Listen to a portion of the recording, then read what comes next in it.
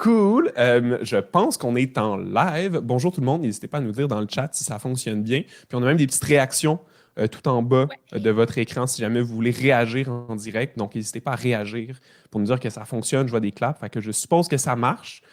Donc bonjour à tous ceux qui se connectent. On a déjà une cinquantaine. Il y avait comme proche de 400 inscrits. Fait que c'est vraiment très, très cool. Bienvenue dans ce panel pour les e-commerce et pas que, pour finir 2023 en beauté.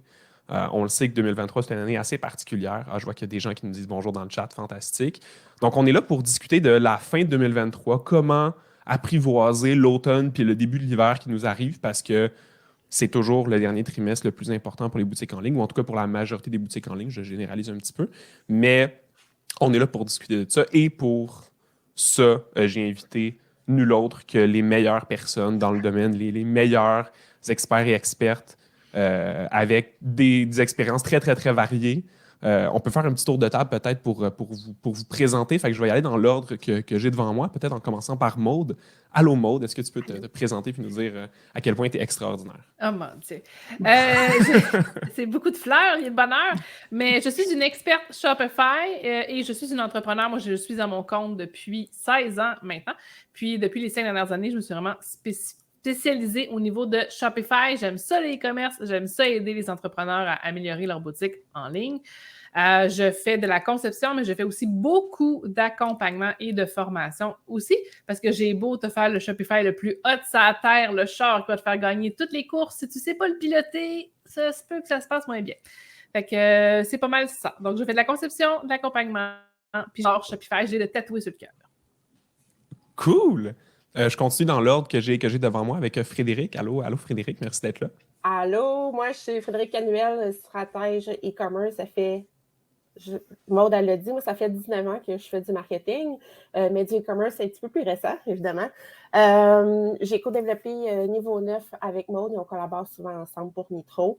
Je suis aussi co-actionnaire de Shop-moi ça. Je suis responsable du volet marketing numérique. Je co-développe le marché corporatif, puis je suis la pieuvre aussi. C'est moi qui touche à tout dans l'équipe. Cool! Merci, merci d'être là. Je continue avec Valérie. Allô, Valérie, puis merci aussi Allô! pour ta présence. Merci. Moi, c'est Valérie. Je suis en fait designer graphique de formation, de profession depuis, mon Dieu, plus de 20 ans. Je suis pas trop de cernes, ça paraît pas trop encore. Pas trop de rides non plus. Mais, et puis, dans le fond, propriétaire de Minimo Motivation et cliente de Charles depuis, bon, propriétaire de Minimo depuis 7 ans, cliente de Charles depuis 3 ans. Donc, Minimo, c'est quoi? C'est une série d'outils pour aider les parents à passer plus de temps de qualité ensemble en réduisant les irritants du quotidien. Donc, on a des belles collections de produits, routine, organisation familiale, bon, bonne conduite, tout ça. Donc, on est bien présent dans le paysage éducatif québécois depuis 7 ans maintenant. Cool! Merci, merci beaucoup d'être là. Puis ça me fait vraiment plaisir que tu aies accepté mon invitation aussi. Là, je sais que Maud, Frédéric puis Thierry étaient là au panel l'année passée. Je me suis dit comment on pourrait faire pour amener comme d'autres points de vue aussi. Puis je trouvais ça vraiment cool de t'inviter parce que on en reparlera, mais Minimo a connu une très grosse croissance, mais on le sait aussi que même si c'est pas l'entreprise qui est comme. Il y a des entreprises qui font beaucoup de rabais, qui sont beaucoup, beaucoup sur la croissance, la promotion. C'est pas le cas de Minimo, mais Non. ça reste qu'à la fin de l'année est un super gros moment pour vous. Fait que j'ai hâte qu'on en reparle aussi. Ça va être très chouette. Et je termine le tour de table avec Thierry. Allô Thierry, merci aussi d'être là. Est-ce que tu peux te présenter? Absolument. Donc, bonjour à tous. Mon nom, c'est Thierry Lorfi. Je suis consultant marketing pour les boutiques en ligne. Moi, ma spécialité, c'est vraiment le marketing par courriel. Donc, essentiellement, là, ce que je fais, c'est que j'aide les propriétaires de boutiques en ligne à augmenter leurs ventes avec l'email marketing. Donc, c'est quand même assez méconnu. Souvent, l'email marketing, surtout sur le marché québécois, on a toujours un peu de retard par rapport à nos amis sur le marché américain, mais pourtant, ça reste extrêmement rentable. Donc, on va amener une petite perspective un peu différente avec l'emailing. Cool, cool. Est-ce que oui, parfait, c'est revenu. Génial. J'en profite pour dire si jamais ça lag de votre côté, si jamais il y a des bugs, n'hésitez pas à revenir sur le lien. Des fois, c'est les joies du direct. Donc, si jamais il y a quoi que ce soit de votre côté, rafraîchissez la page ou que tout plante, revenez sur le lien, pas de problème. Comme on est 5 aussi, des fois, il y a des pépins S'il y a quelqu'un qui quitte, cette personne-là va essayer de revenir, puis sinon, on continuera le panel sans. Tant pis pour les joueurs de l'Internet, là, c'est comme ça, puis ça arrive, il n'y a aucun souci. Et si jamais vous ne le saviez pas, ça va être accessible aussi à l'enregistrement dès demain sur YouTube. Donc, si vous manquez une partie, s'il y a quoi que ce soit, il n'y a aucun souci pour ça. D'ailleurs, il y a une section Q&A, probablement à votre droite. Au niveau du chat, là, en haut, il y a la discussion, le chat, puis ensuite, il y a Q&A. Si jamais vous avez des questions pour les panélistes aujourd'hui, idéalement, mettez-les là, ça va nous permettre de les retrouver plus facilement. Ou mettez-les dans le chat, moi j'essaierai de pick-up dessus. Si jamais votre question n'est pas répondue depuis plusieurs dizaines de minutes, quoi que ce soit, n'hésitez pas à la remettre aussi. Là, peut-être qu'on va en manquer parce que vous êtes quand même beaucoup. On est plus de 70 là, en ce moment en direct, ce qui est énorme quand même. Donc, très cool pour ça. Peut-être je vais commencer en disant, je me présente aussi, je ne me suis pas présenté. Charles d'Avignon, allô. J'ai lancé Antilope il y a maintenant plus de 5 ans, une agence de publicité en ligne. Fait on a beaucoup de clients boutiques en ligne, donc naturellement, les derniers mois de l'année, c'est comme des mois assez cruciaux aussi en publicité. Parce que il y a plein d'événements, puis c'est ce qu'on va parler aujourd'hui. Il y a la rentrée, il y a Je dépense local, il y a le Black Friday, il y a les fêtes, il y a juste le fait que les gens reviennent des vacances puis vont un peu plus. Il y a des tendances de consommation qui augmentent. Fait qu'en publicité, on le voit aussi, puis c'est là qu'on va chercher aussi beaucoup de ventes et des super bons résultats. Fait que peut-être je commencerai là, en vous entendant vous présenter Frédéric puis Valérie, là, vous qui avez des entreprises ou qui sont, dans le cas de Frédéric, qui est co-actionnaire, juste pour qu'on mette un peu la table sur ce Q4 puis sur les derniers mois qui arrivent, c'est quoi l'importance pour votre entreprise ces derniers mois-là? Ça représente quoi comme importance? Allez dans les détails ou pas, mais je serais curieux pour qu'on puisse avoir comme comme une place de laquelle commencer. Je commencerai avec, je commencerai avec Valérie, justement. Écoute, nous, en fait, chez Minimo, ça a quand même évolué dans les dernières années. Je te dirais qu'il y a peut-être 3-4 ans, écoute, le Q4, là, c'était 60% de notre chiffre d'affaires, tu sais, qu'on faisait comme dans les 3 ou 4 derniers mois de l'année. C'est sûr que nous, on a une entreprise que la rentrée, c'est comme même plus fort que Noël, là. Fait que août, septembre, là, c'est nos bons mois. Je dirais que de notre côté, vu qu'on ne vend pas exclusivement qu'en ligne, ça tend à se stabiliser un peu plus. Tu sais, les boutiques physiques, donc nos points de vente vont commander un peu plus tôt. Fait que nous, ça fait rentrer. Fait qu'au niveau du chiffre d'affaires, ça s'équilibre un peu plus, ce qui est très souhaitable. Là. On est content de ça. C'est plus facile à gérer un peu aussi. Par contre, c'est sûr qu'au niveau vente web, on se le cachera pas. Là, les mois de juin, juillet, pour nous, sont vraiment morts. Moi, j'aurais tendance, même dans mon industrie, avec mon type de produit, d'inclure janvier là-dedans parce que janvier est comme un retour à la routine. Fait que nous, mettons, on a comme une demi-année vraiment très intense, là. À partir du mois d'août jusqu'à la fin janvier, là, c'est notre période là, où est-ce qu'on met le plus d'efforts. C'est là où est-ce que ça se joue beaucoup plus au niveau de nos ventes. Là. Cool. Nous autres aussi, moi, ça, c'est la grosse période de l'année. On fait des boîtes cadeaux de produits locaux. Autant pour la boutique en ligne, on vend simplement en ligne, mais on a le volet corporatif maintenant, qui explose. La grosse demande, c'est pendant le temps des fêtes. Fait qu'à partir du mois de septembre, c'est là que ça commence à bouger. En prévision de Noël, nous, on commence à préparer Noël au mois de mai-juin. Fait que Noël dure quasiment là, tout au niveau de la prévision. Puis c'est vraiment comme une grosse partie de notre chiffre d'affaires qu'on fait au Q4. Donc, il faut le faire de façon intelligente. C'est pour ça qu'on se prévoit tôt.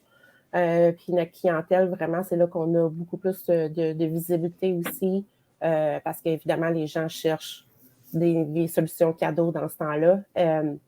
On voit que c'est de plus en plus tôt que les gens commencent à faire leur recherche pour Noël d'année en année.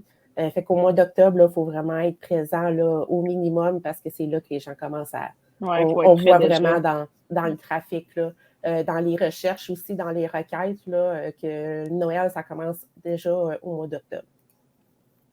Ouais, c'est vrai que plus vite on commence à se préparer pour notre stratégie de fin d'année, plus vite on est capable d'avoir des bons résultats puis d'être serein aussi dans ces mois-là, même si ça reste une période quand même stressante, mais super cool. Fait que, dans vos deux cas, c'est des périodes vraiment importantes. Puis Maud, Thierry, dites-moi si je me trompe, mais je suppose aussi que c'est le cas pour la majorité de vos clients. Là, ça reste que la fin de l'année, c'est le moment de l'année. Là. Oui, c'est le moment où on se prépare, on met tout en œuvre parce qu'on le sait. Puis tu sais, là, les filles n'en ont pas parlé parce qu'ils sont peut-être moins dans leur créneau, mais il y a tous les marchés, les pop-up shops, les marchés de Noël. C'est vrai, ben oui. Cette période-là aussi, tu sais, qui vient s'additionner. Tu es en ligne, tu as des détaillants, puis tu as les pop-up shops où tu vas aller parce que tu le sais que les gens, ils sont là avec leur argent, sont prêts à vouloir acheter des produits. Fait que c'est une période qui est très, très, très intense. Effectivement, puis plus que tu fais d'événements présentiels, plus que c'est important de bien planifier tout ce que tu peux faire en amont parce que tu ne seras pas là physiquement pour le gérer. C'est ça, parce que pendant que tu es au salon, tu n'es pas en train de faire de la production à l'atelier. Fait que c'est ça aussi qui rentre en ligne de compte. Fait que c'est une grosse période qui demande beaucoup de temps et beaucoup d'énergie. Puis j'ai de mes clients là, qui commencent à faire, c'est déjà commencé, mais tu sais, travailler des soirs, travailler des fins de semaine en prévision de... Parce qu'il faut que tu aies du stock, il faut que tu prépares ta production, il faut que tu prépares ton kiosque, etc. Ton matériel aussi, c'est important. C'est la meilleure période aussi, même si on commence à être tard, mais de s'assurer d'optimiser tous les frais, puis les expéditeurs, puis avant les hausses, le coût des marchandises aussi, parce qu'on sait qu'à partir de septembre-octobre, ben, ils en profitent pour tout augmenter. Fait qu'il faut tout prévoir ça d'avance pour aller chercher un petit peu de sous. C'est comme l'essence en été. L'essence augmente tout le temps avant les semaines de la construction. C'est le même principe pour les fournitures avant les fêtes. C'est effectivement un bon timing pour revoir un petit peu. Est-ce que ma livraison gratuite est au bon montant? Est-ce que c'est un bon timing pour l'augmenter, pour aller en chercher un petit peu plus aussi? Oui, optimiser les coûts, mais aller se re-questionner sur c'est quoi mon panier moyen? Puis est-ce que ma stratégie est correcte? Parce qu'on veut pas, c'est pas quelque chose qu'on veut augmenter à tous les 3 mois. Là. Fait que c'est un bon timing là, pour se re-questionner un peu là-dessus. Est-ce que j'augmente mon tarif de livraison? Est-ce que j'augmente mon plafond pour la livraison gratuite en prévision des fêtes? Effectivement. Puis c'est le fun de le faire à ce temps-ci parce que pour le client, ça passe un petit peu dans le beurre. Il a besoin d'acheter de toute façon, fait que ça ne sera pas un frein à l'achat. Parce que si tu le fais dans une période où est-ce que c'est moins achalandé, ben là, tu vas peut-être avoir un petit peu plus de résistance. Tout à fait.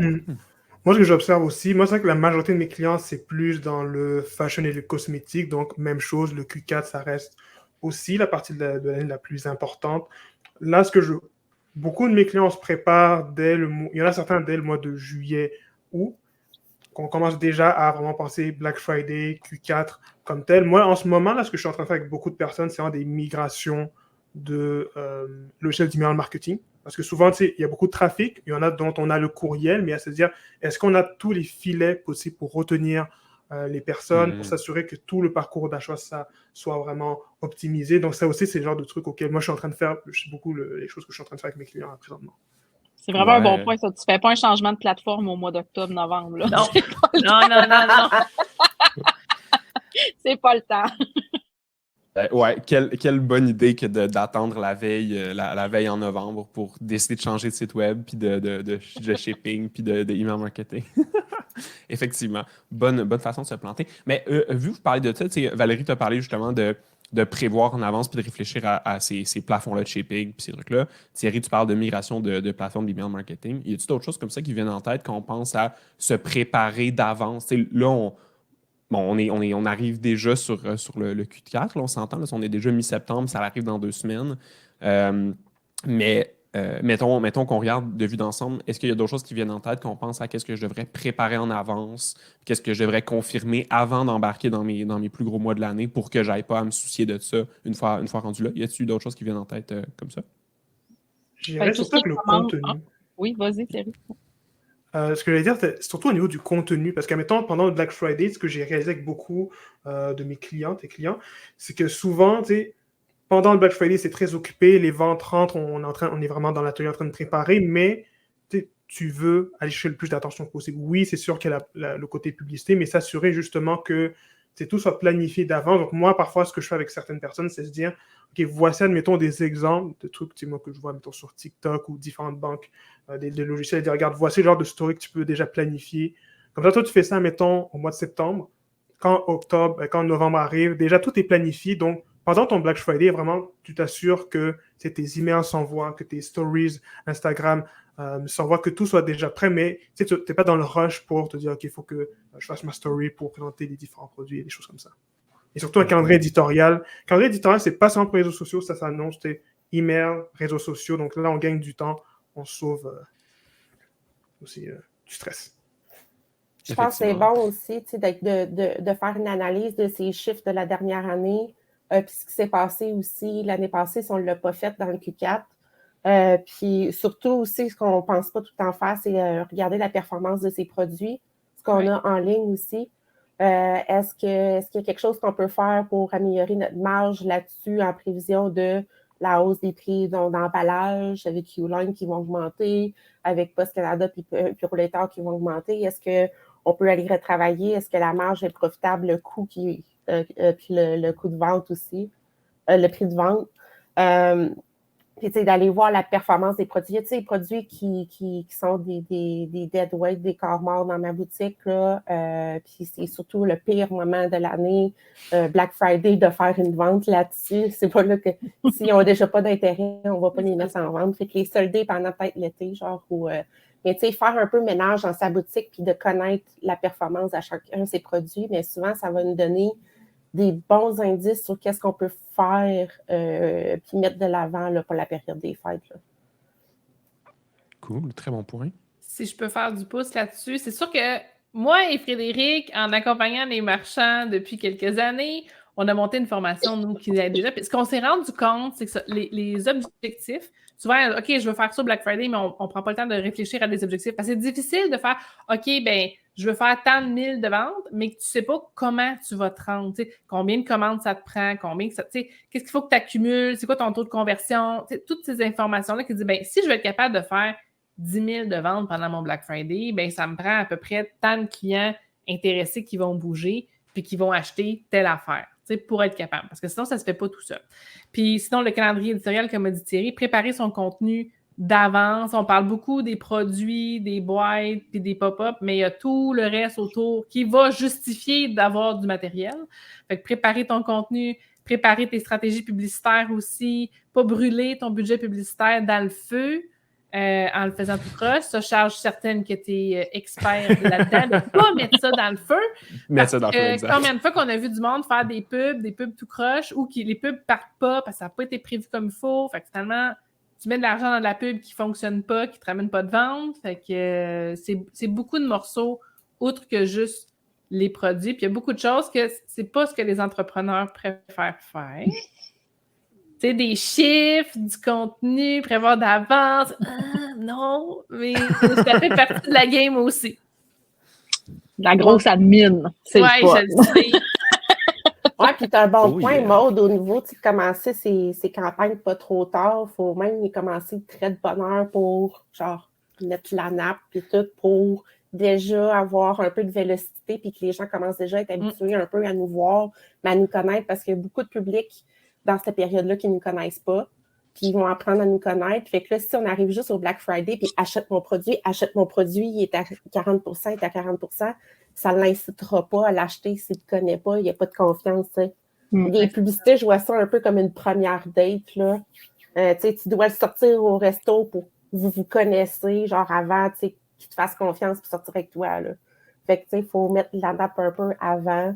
Rendu au mois de novembre, il commence à être tard, là. Fait en faisant ça, il faut planifier son budget d'avance aussi. C'est de voir, OK, l'attribution du budget, puis pas dire, bon, ben, mon budget, je vais le mettre au Black Friday. Il est rendu trop tard, c'est pas une bonne stratégie. C'est, OK, j'ai une partie de mon budget qui va être au Black Friday, mais après ça, avant, je vais commencer à entretenir puis habituer le monde à chuquer, moi, puis pourquoi tu dois m'acheter, tu sais.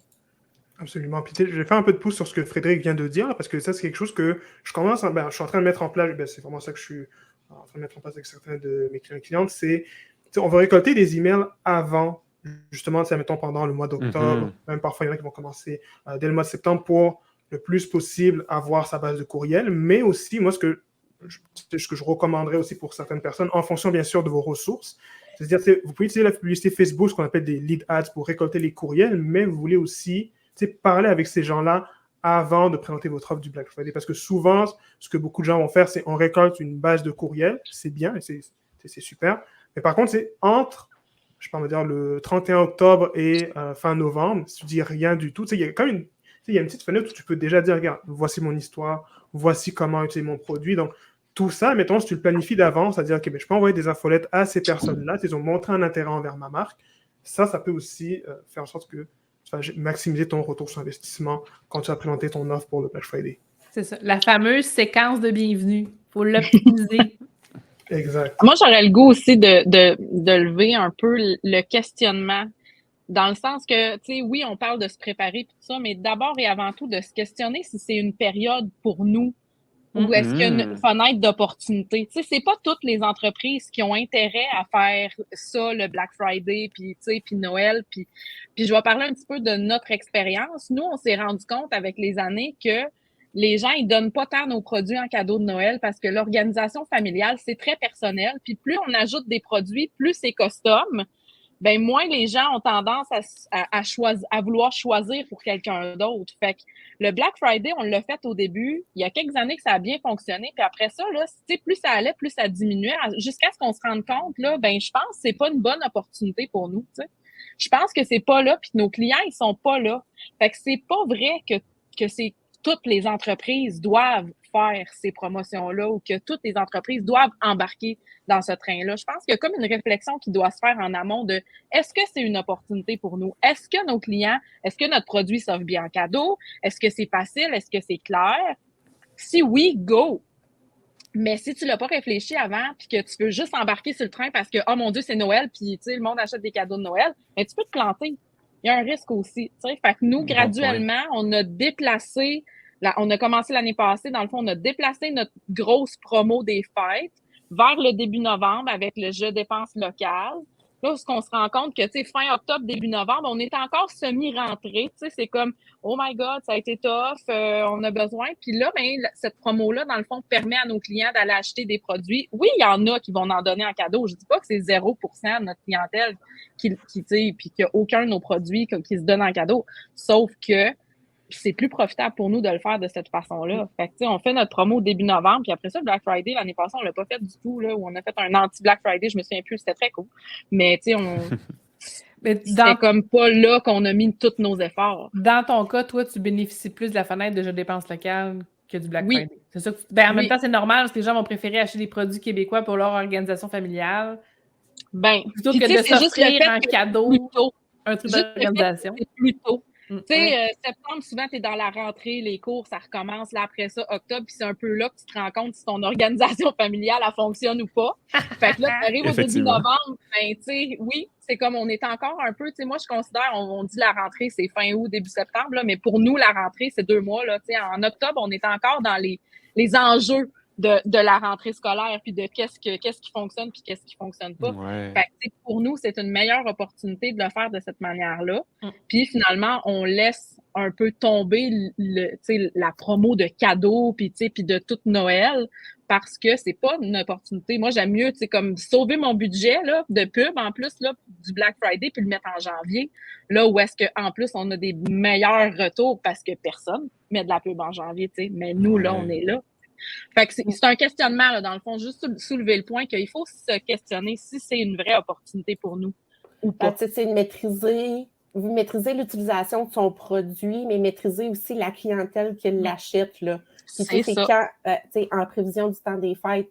Nous, moi et Maud, on l'a vu avec des coachés, qu'il y avait des boutiques de tissus, des boutiques de laine, que eux, les gens qui vont acheter de ces produits-là, c'est pour fabriquer des cadeaux. Tu n'achètes pas ça Black Friday parce que tu n'auras pas le temps de le faire en prévision de Noël. Il faut que tu le fasses avant ton Black Friday. Quand tu connais bien ton marché, tu connais bien ton produit, là, tu vas être capable de le faire dans le bon temps. C'est ça. C'est ça, tu sais. Fait que, si tu vends des fours barbecue, ben, tu sais, Black Friday ne marchera pas pour toi. Fait que tu es mieux de créer ton propre Black Friday avant l'été aussi, tu sais. Oui. Fait que faut que tu vraiment maîtrises l'utilisation de ton produit puis comment ta clientèle, surtout, là, les habitudes d'achat puis le cycle d'achat aussi. Ouais. Vraiment, vraiment pertinent. Puis je vais faire du pouce là-dessus parce que nous, c'est une discussion qu'on a avec beaucoup de nos clients. C'est sûr qu'il y a le côté est-ce que je profite du Black Friday, mettons, ou non, ou comme dans ton cas, Valérie, où il y a d'autres opportunités qui sont plus stratégiques pour vous autres, puis c'est parfait. Puis il y a aussi ensuite la deuxième question, puis c'est quelle stratégie, si j'en profite, ou que ce soit le Black Friday ou je dépense local, ou même une autre promotion dans l'année, quelle stratégie je prends pour la faire? Parce que quand on parle de promo en général, il y a souvent comme 1 million de questions et d'objections qui peuvent venir, c'est-à-dire, là, j'en lance plein. J'ai pas le goût de faire un gros rabais parce que je vais perdre de l'argent. Je veux pas être l'entreprise qui fait tout le temps des rabais puis devenir accro au rabais puis tout le monde me court après juste pour avoir des codes promo et ainsi de suite. Est-ce que si je fais pas de rabais, je vais juste pas vendre parce qu'au Black Friday, tout le monde offre 70% de rabais puis je vais juste pas sortir du lot? Fait qu'il y a comme plein d'inquiétudes et de questions qui ressortent à ça. Je voulais savoir, c'est quoi votre avis général, peut-être en commençant par Maude. Écoute, moi, je sautais dessus. Moi, tu Let's go! Moi et Fred, en fait, on est très, je dis, anti-rabais. Dans le sens où c'est correct si vous voulez faire des rabais. On ne juge pas nécessairement là-dessus, mais en même temps, ce qui va faire qu'un client va acheter dans le temps des fêtes, c'est parce qu'il y a de la valeur. Le fait qu'il y a un rabais, c'est vrai qu'il y a une clientèle qui court après les rabais. Où il y en a toujours eu, puis il va continuer d'en avoir. Mais les gens, dans le processus décisionnel, ils veulent en avoir pour leur argent. Donc, on aime beaucoup mieux miser sur la valeur puis l'impact de ce cadeau-là quand il va être offert à une autre personne que juste « Salut, je te donne 40%, c'est notre meilleur rabais ever ». Donc, nous, ce qu'on dit à nos clients en général, c'est regarder comment apporter de la valeur. Est-ce que c'est en offrant, par exemple, un ensemble cadeau? Est-ce que c'est d'offrir l'emballage cadeau? Est-ce que c'est de récompenser l'achat de volume? Par exemple, on va dire, si tu en achètes 2, tu as un cadeau gratuit, tu as une carte cadeau, nanana. Donc, comment on peut augmenter la valeur sans nous casser notre petit cochon puis trop casser notre marge de profit?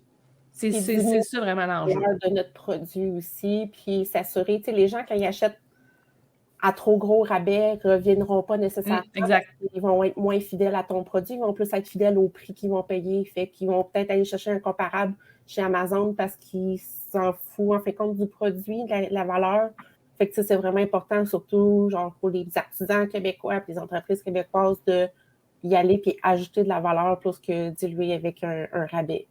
Ouais, nous, on le prône beaucoup parce qu'on voit qu'en bout de ligne, au long terme, c'est ce qui fonctionne. Là. C'est ce qui fait que tu gardes des clients sur le long terme. En fait, les gens, ils ont acheté, ils ont offert le cadeau, la personne est donc bien contente. Puis après ça, c'est un produit québécois, nanana. Fait que, il y a une espèce d'échange où les gens, ils constatent que c'est un cadeau cool, que l'entreprise est cool et on continue de les suivre et de devenir des clients fidèles avec le temps. Et souvent, c'est des clients qui nous connaissent déjà, qui ont déjà acheté nos produits. S'ils les trouvent cool, ils vont être contents de l'offrir à quelqu'un. Ils vont dire, toi aussi, tu vas être cool parce que ce produit-là, moi, je l'adore, tu vas l'aimer aussi.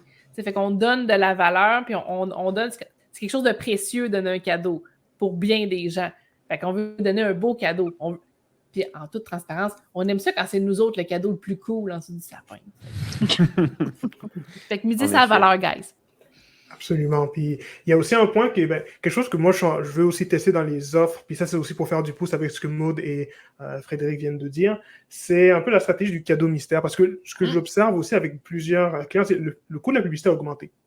Donc déjà, avant, la publicité était plus, on va dire, rentable, comme tel, vu que c'était plus facile. Il y avait moins de compétition. Là, maintenant, Facebook prend quand même parfois des marges assez intéressantes sur les profits des e-commerçants. Donc là, c'est à se dire, on ne veut pas seulement augmenter le chiffre d'affaires. On veut aussi augmenter, mais ça sera avec une bonne rentabilité. Donc, enfin, on offre un cadeau mystère. Et souvent, moi, ce que je dis avec mes clients, c'est de dire, est-ce que tu as un produit qui, pour toi, n'est pas cher? Ça ne coûte pas grand-chose à produire, mais que pour ton client, ça a de la valeur. Donc, tu lui donnes ça, il va dire, waouh, ok, c'est une petite attention, il va partager ça comme tel. Donc, souvent, le cadeau mystère, ça peut être une bonne façon. Et surtout dans vos offres, moi, ce que j'ai envie de dire, c'est pensez à est-ce que vos produits, il y en a certains que c'est des produits qu'on peut racheter à plusieurs reprises. Donc, dans vos offres, oui, le rabais, dans certains cas, il y a des industries où ça peut être plus intéressant d'offrir un rabais, mais par contre, ça veut dire, OK, post-achat, comment je peux m'assurer que cette personne elle utilise bien mon produit et aussi comment je peux m'assurer qu'elle vienne le racheter. Donc, admettons, c'est là, je parle des fameuses séquences de remerciements, mais dans certains cas, se dire, est-ce que tous les gens qui ont acheté pendant le Black Friday, je peux communiquer avec eux pour m'assurer que, 1, ils utilisent bien le produit, 2, qu'ils partagent leur expérience, puis ensuite, voir est-ce qu'il y a des moyens qu'eux, ils veuillent aussi partager leur expérience avec d'autres personnes, donc parfois un programme de référencement, des choses comme ça. Donc, c'est pas seulement que je donne un rabais, mais c'est juste aussi à penser long terme, comment je peux m'assurer qu'elle va revenir acheter sur ma boutique en ligne. Puis ton cadeau mystère, ça peut être en formule échantillon à format plus petit que un de tes produits principaux. Si on pense genre aux chandelles, d'avoir des formats échantillons. Mais ça va inciter au réachat futur, puis ça va te faire découvrir de nouveaux produits. T'sais. Puis en tant qu'entreprise, on s'entend en 2023, c'est difficile pour beaucoup d'entreprises au Québec. Fait qu'il faut rester en mode protection de sa marge de profit, puis faire attention à ses coûts. Fait que d'ajouter de la valeur, mais d'y aller de façon intelligente, c'est une bonne option que d'aller tout de suite couper dans sa marge.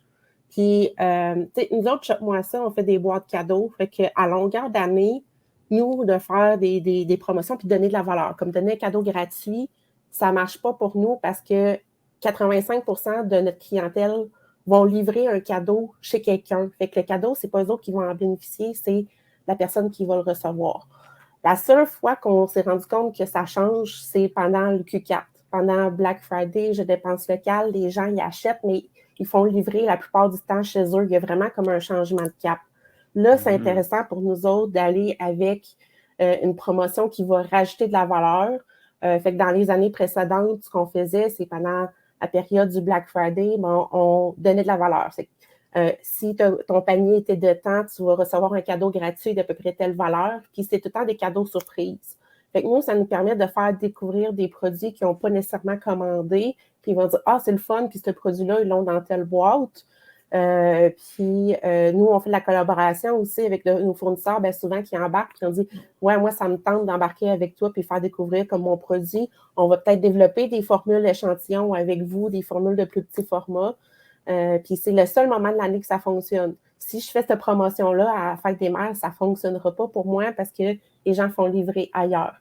Puis moi, vu que je suis plus un format, une entreprise de distribution plus que un producteur comme Valérie de Minimo, ma marge de profit est plus mince, fait qu'il faut que je la protège puis que je l'analyse beaucoup, c'est vraiment important. Fait que moi, d'arriver avec des promotions puis de faire des gros rabais, ça me met en bout de ligne avec les coûts qui augmentent. Fait qu'il faut être créatif. Fait que, tu sais, Black Friday, c'est pour une occasion pour nous autres de faire quelque chose qu'on ne peut pas faire habituellement.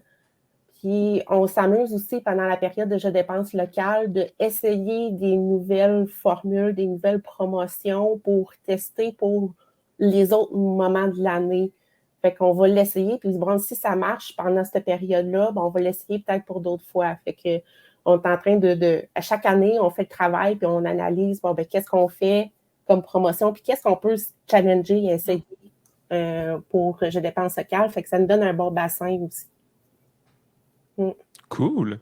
C'est chouette, ça fait un bon tour par rapport à ça. Je comprends aussi que de ce que je retire un peu des réponses en général, c'est OK, les rabais, ça peut être bien, mais comme à un moment donné, il y a une limite, puis c'est sûr que ça gruge notre marge. Je sais que moi, j'ai vu beaucoup d'entreprises. C'est sûr qu'il y a toujours le facteur qu'un rabais, ça peut être un bon incitatif pour quelqu'un qui ne connaît pas votre entreprise puis qui regarde un peu votre produit à se dire OK, je vais l'essayer. On ne se le cachera pas. C'est un incitatif. Puis c'est pour ça que c'est autant addictif pour les entreprises de dire mes ventes diminuent.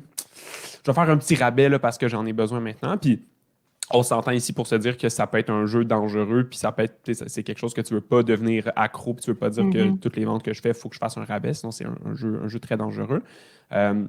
Il y a beaucoup d'entreprises qui vont se servir de ça comme gros moteur, puis qui vont se dire je fais un gros rabais parce que je peux le faire, puis je vais chercher beaucoup de nouvelles clientèles.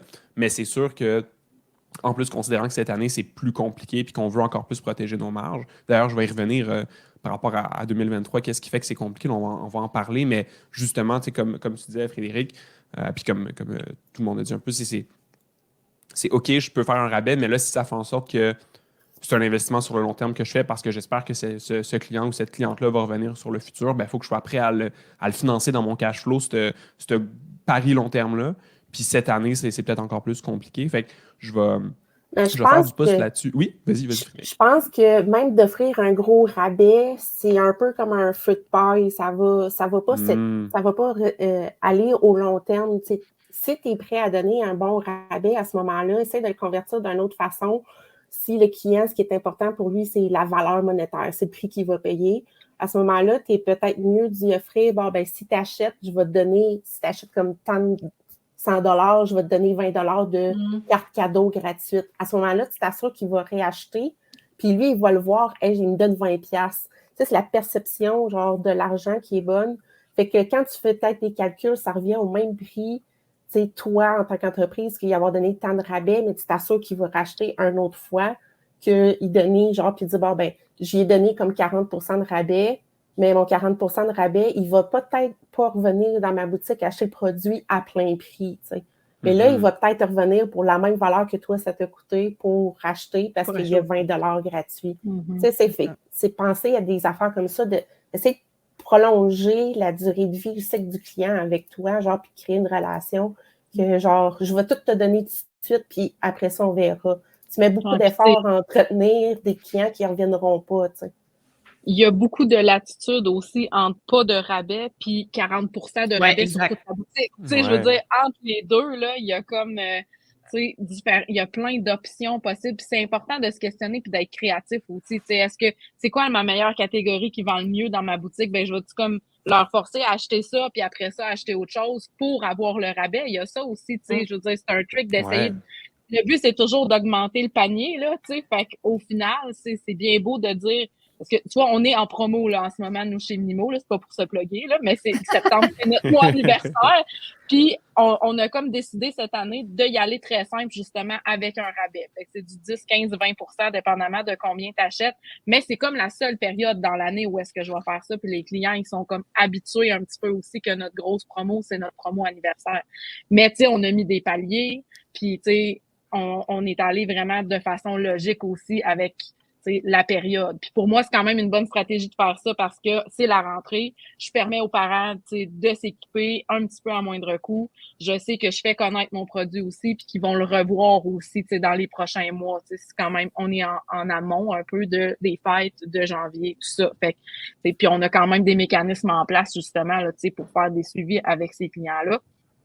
Mais de pas se gêner de limiter ces promotions-là. Puis, tu sais, moi, tu dis 40 c'est énorme, là. Je veux dire, on s'entend. C'est terrible.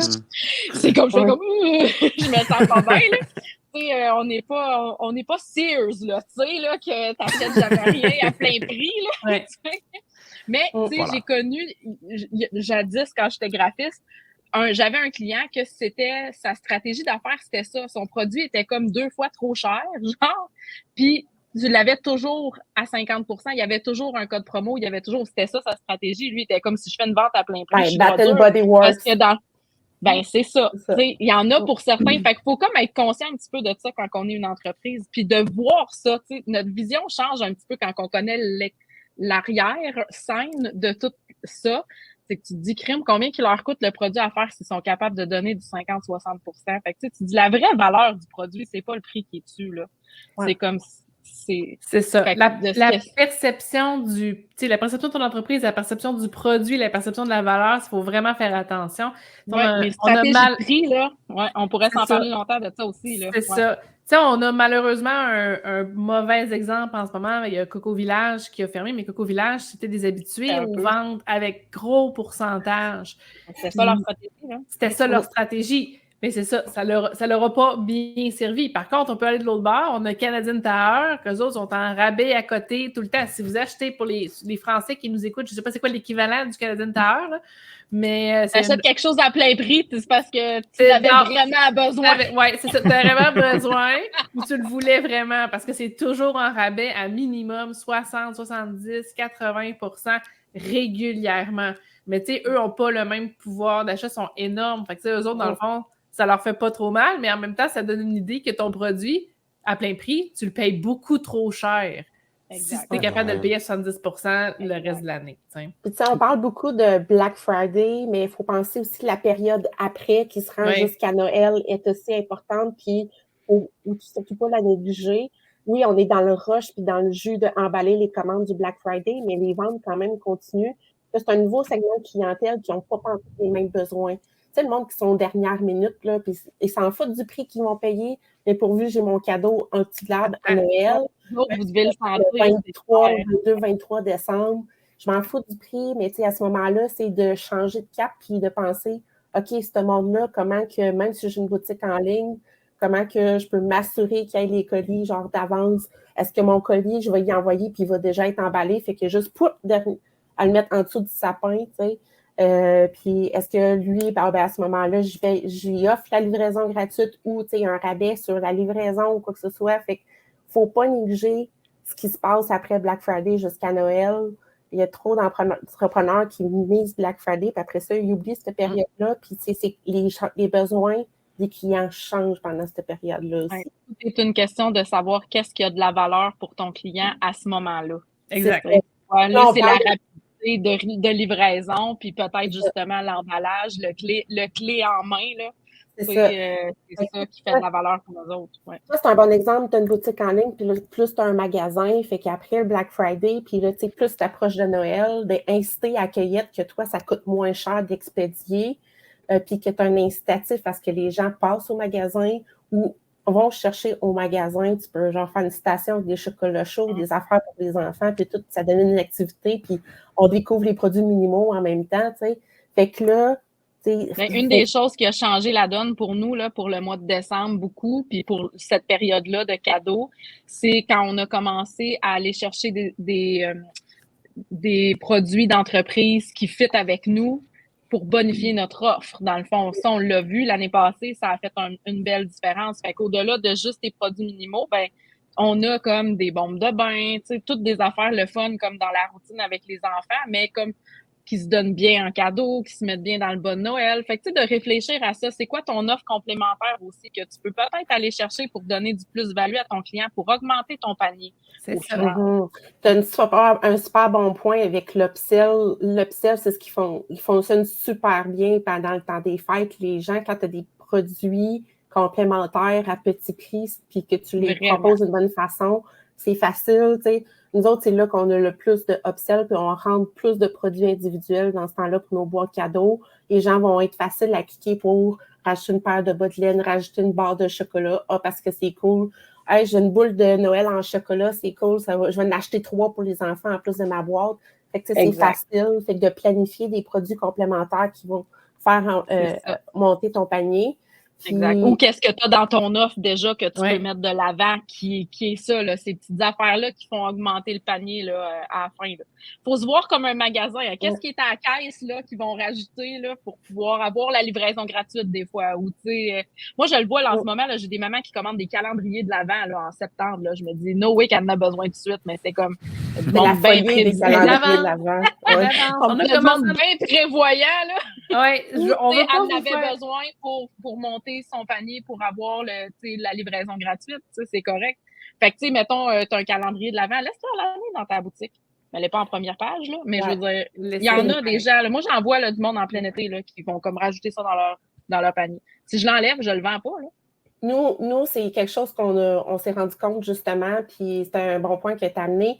On fait souvent le tour de notre Google Search Console puis voir les requêtes, ce que les gens cherchent pour tomber sur notre boutique. Puis à partir de l'automne, il y a quelques années, on se rendait compte qu'il y a beaucoup de monde qui cherchait des calendriers de l'Avent québécois, mais qu'il n'y avait aucune ressource sur Internet qui les répertoriait. Fait que nous autres, on s'est dit, on en a déjà. Fait qu'on a créé comme une mini-boutique de calendriers de l'Avent. Fait qu'on en a quelques-uns. Mais tu sais, on a un guide des calendriers de l'Avent fait au Québec. Fait qu'il y a des médias qui nous parlent de nous à cause de ça. Fait qu'on s'assure de les mettre à jour. Mais là, on a créé une habitude, puis c'est comme la place pour acheter les calendriers de l'Avant. Ben là, depuis le mois de juillet, il y en a qui nous envoient des messages. C'est quand les calendriers de l'Avent? C'est parce que les fournisseurs ne savent pas encore. Les fournisseurs, c'est ça. À la limite, tu fais des partenariats avec les fournisseurs, puis tu sais, je veux dire, tant qu'ils l'ont reçu avant le 1er décembre, c'est correct, là. Fait que tu peux prendre des commandes en amont, tu passes la commande, tu livres un petit peu plus tard, ça se fait aussi, ça. Mais quand on arrive au mois de mai, au mois de juin, à nos 360 fournisseurs, puis on leur demande qu'est-ce qu'ils font en prévision de Noël, puis ils sont tous, hey, attends un petit peu, l'été n'est même pas commencé. Ça, on n'est pas rendu là. Mais vous amenez un point aussi que même si nous, on dit que nous, on se prépare pour, mettons, octobre, novembre, décembre, il y a du monde qui en septembre, en août, puis en juillet, sont déjà en recherche d'idées de Noël. Ils sont peut-être pas prêts à passer à l'achat là, mais sont déjà en train de screener puis de lister qu'est-ce qui pourrait être intéressant. Fait que, tu sais, déjà de semer quelques graines, des billets de blog, puis tu sais, déjà activer ta collection de Noël sur ta boutique, puis tout. Fait que les gens, tu vas déjà sortir un peu dans les moteurs de recherche pour dire, bon, OK, il va y avoir quelque chose à Noël, fait que, tu sais, je vais retourner les voir. Fait qu'au moins, tu vas rester dans leur tête. Fait que de se mettre de l'avant et de créer les guides cadeaux de bonheur, ça vaut la peine. Puis c'est pas juste ça, tu sais, si on parle côté genre technique, bien Google, ça y prend du temps pour référence de tout ça aussi, là. Puis si tu veux apparaître dans le L Québec puis dans le coup de pouce, ben, les recherchistes, ils font le travail d'avance aussi. Fait qu'il faut que tu fasses tes choses d'avance. Cool.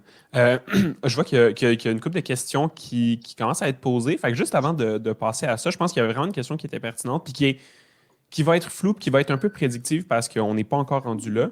Mais tu sais, il y a vraiment, cette année, c'est une année particulière et pour les boutiques en ligne et pour beaucoup, beaucoup d'entreprises.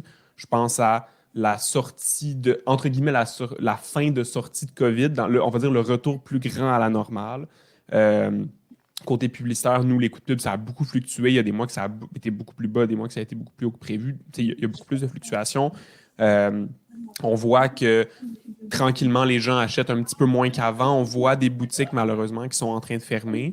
Fait qu'il y a un climat qui est vraiment différent que les autres années. En tout cas, qui est très, très différent que ce qu'on a vu en 2020, 2021, mettons. Là, c'est drastique. Fait que c'est quoi un peu votre point de vue sur qu'est-ce qui arrive puis qu'est-ce qui va se passer pour les prochains mois de l'annne puis comment ça va se comparer aux années précédentes? C'est quoi un peu votre pronostic là-dessus? Puis je commencerai peut-être avec Thierry. Ça fait longtemps qu'on t'a entendu. Qu'est-ce que ça change peut-être justement côté email marketing? Est-ce qu'il y a des choses de prévues qui sont différentes ou est-ce que considérant que c'est une partie, est-ce que c'est business as usual? Ça ressemble à quoi un peu de ton côté, ce facteur-là? C'est vrai qu'en regardant justement, si on regarde, mettons, 2020 à 2022, c'était vraiment la période où, bon, il y avait la COVID, on avait plus d'argent, d'argent à dépenser, il y avait tout ce qui était l'achat local. Donc, c'est sûr que c'était plus, je vais dire, en guillemets, plus facile, justement, d'aller chercher un public, sachant que là, on arrive dans une période post-COVID où là, on a plus de choix. Donc là, j'ai l'impression que ceux qui vont, on va dire, je veux dire, survivre, ceux qui vont vraiment réussir à être pérennes, il y a une question de s'assurer d'avoir le bon produit market fit, mais surtout tout ce qui est branding, s'assurer que vraiment, c'est pas seulement le fait d'avoir une marque forte, mais c'est s'assurer aussi d'avoir une constance dans le contenu organique, avoir tout un univers de marque créée. Parce que souvent, moi, ce que je trouve, là, c'est qu'il y a beaucoup de gens qui se sont créés rapidement, ils ont réussi à atteindre un chiffre d'affaires parce qu'ils ont pris la vague de la pandémie. Et après, là, ça se dit, OK, mais c'est qui mon client idéal? C'est qui que je veux attirer?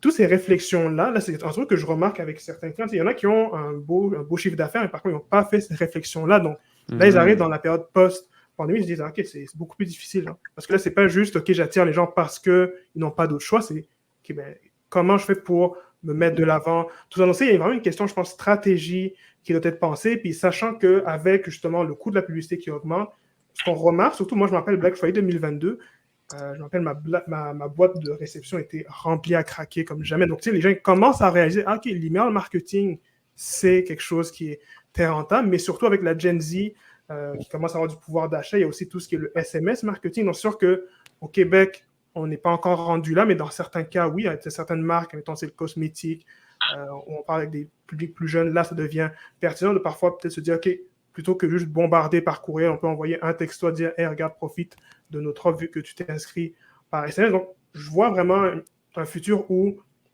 le branding va être important, créer son univers de marque, parler de son histoire, mais surtout aussi se dire comment je protège mes marges de profit. C'est pas seulement la publicité. Il faut penser aussi aux autres éléments qui sont peut-être un peu plus plates. Mettons tout ce qui est le référencement naturel, que c'est pas non plus super connu au Québec, mais pourtant, ça rapporte beaucoup et ça aide aussi. Moi, je me rappelle quand j'étais employé, j'utilisais le SEO pour justement aller chercher plus de budget pour la publicité. Moi, c'est comme ça que je le vois. Wow. Dans le futur. Je te quoterais, là. Juste noter ça, tout le monde à la maison. Là. Avant, les gens achetaient chez vous parce qu'ils n'avaient pas le choix. Maintenant, vous devez devenir le choix. Je te paraphrase un petit peu, là, mais c'est ce que tu as dit. Je trouve ça vraiment, vraiment pertinent. Là. Notez ça, c'était une masterclass de ce que vous avez de besoin sur votre univers. Oui, c'est carrément ça. On peut finir ça ici. Ciao, ouais, bye! Non, mais je pense tu sais, moi, quand j'entends ce discours-là, moi, je suis un peu tiraillée. Moi, ça fait 16 ans que je suis en affaires. Puis, tu sais, on dit toujours le premier 5 ans, c'est le plus difficile. Puis, en fait, au niveau des statistiques, il y a seulement 33% des entreprises qui survivent le premier 5 ans.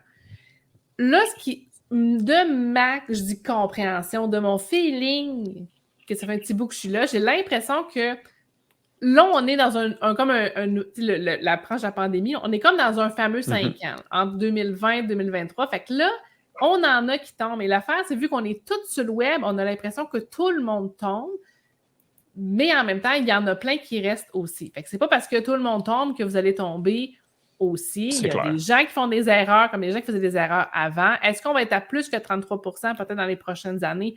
Peut-être, à cause du contexte de pandémie. Mais je pense quand même qu'au départ, tu sais, il y a beaucoup d'entreprises qui ferment parce que c'est difficile d'être en affaires. C'est vraiment pas évident. Puis sur le web, nous, on peut se démarquer, Thierry en a parlé, le email marketing, le référencement, la publicité, le contenu organique. C'est comme une pointe de pizza. Là. Tu peux pas avoir juste de la pub ou juste du email ou juste du SEO. C'est un mélange de tous ces éléments-là qui vont faire que tu vas survivre ou qui va t'aider à survivre. Parce que si jamais, mettons, la pub, ça ne marche plus pour toi, c'est pas grave. Tu as tes autres pointes de pizza qui fonctionnent, qui vont continuer de te ramener du trafic. OK, je sais pas, tu as pris une débarque dans Google parce que Google a fait une mise à jour d'algorithme. C'est pas grave. Tu as d'autres pointes qui viennent t'aider. Fait que je pense que c'est de ne pas tout mettre ses œufs dans le même panier pour être capable de survivre, mais en même temps, la réalité de l'entrepreneuriat, c'est que c'est difficile. Fait qu'on voudrait bien tout survivre à 100%, mais c'est pas tout le monde qui survit, malheureusement. Même sans la COVID, ça se serait Même sans la COVID, ça se serait pas. Oui, c'est définitivement. C'est ça. Fait que je pense que c'est juste pour éviter de faire c'est à cause de, mais c'est un ensemble de facteurs. Puis c'est pour ça que de pas mettre ses œufs dans le même panier, puis vous regarderez ceux qui tombent, des fois, les raisons pourquoi ils sont tombés, ben c'est de faire attention. Tu sais, des fois, faire attention à justement sa marge de profit, faire attention à comment on gère sa croissance aussi, parce que là, des fois, avec la COVID, ça fait qu'on a explosé, mais il y en a qui ont géré leur croissance en se disant ça va toujours être de même. Et il y en a d'autres qui se sont dit ouais, je vais être un peu plus conservateur puis attendre en cas que. Tu sais, ceux-là s'en sortent probablement pas mal mieux que ceux qui ont fait ouais, ça va être correct, on va toujours faire du 30% d'augmentation. Tu sais, non.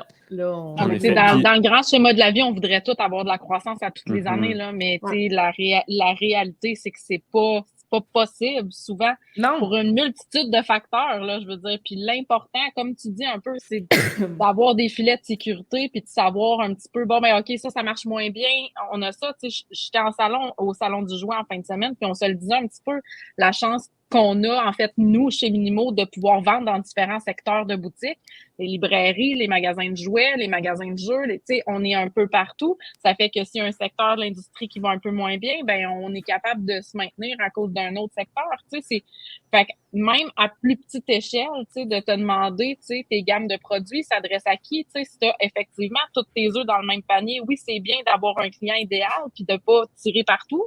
Mais à un moment donné, de te re-questionner un petit peu, OK, ben mon client idéal, il achète-tu encore? Qu'est-ce que je peux faire, soit pour lui donner plus de valeur ou pour shifter un petit peu mon offre, pour aller rejoindre quelqu'un qui est plus réceptif, tu sais, à mon offre en ce moment? C'est juste comme de la bonne gestion d'entreprise, là. Exact. J'en ai pas parlé dans mon exemple, mais là, justement, le fait de distribuer, de pas juste que tout repose sur nous, mais d'avoir des endroits où on peut distribuer nos produits aussi, d'être ailleurs aussi, ça va nous aider. Puis des fois, les gens ils veulent tout garder pour eux, tout gérer, mais des fois, justement, c'est ça, de travailler avec d'autres, d'être ailleurs, dans d'autres chemins clients, c'est important. J'étais la première il y a 7 ans qui ne voulait pas vendre en boutique. Hein? Tu sais, moi, c'est un running gag chez Minimo. Tout ce que j'ai dit que je ne voulais pas qu'il arrive, il est arrivé. Mais comme j'avais du chemin à faire dans ma tête pour être rendu là, bon, puis j'avais du chemin dans les marges aussi, on s'entend, là, les prix qu'on vendait au début, ça avait comme juste, quand tu sais pas, tu sais pas. Mais c'est ça, effectivement. Puis la réalité, c'est que plus ton produit il est vu en ligne, par courriel, dans les boutiques, dans ta boutique, plus il est vu, plus que tu as de chances de le vendre. Fait que tout ça, je veux dire, ça se nourrit ensemble. T'sais. Une cliente peut avoir acheté un produit en point de vente, elle va le découvrir là, elle va retourner acheter sur ton site, elle va acheter sur ton site, après ça, elle va le voir chez Jean Coutu, elle va en acheter un autre. Fait que il y a comme faut vraiment le voir comme un tout. Puis on a tendance des fois à tomber, surtout au début, je pense, tu sais, quand on est comme, tu sais, qu'on n'a pas nécessairement beaucoup de ventes, tout ça, on a tendance à être en mode protectionniste, là, de vouloir garder chaque scène. Puis ça, ben, ça nous sert pas, là, au final. Il y a un coût pour vendre. Puis ça, faut le comprendre aussi. Fait que oui, il faut bien maîtriser nos marges puis tout ça, mais la réalité, c'est qu'il y a un coût pour vendre. Exact. Si tu restes chez vous puis que la porte est fermée puis que tu parles pas à personne, tu vends pas.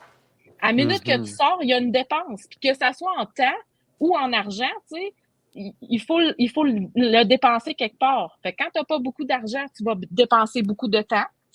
Tu vas faire beaucoup les choses toi-même, tu vas vouloir optimiser tes choses toi-même. Puis quand tu n'as pas beaucoup de temps, ben, ça va te coûter beaucoup d'argent.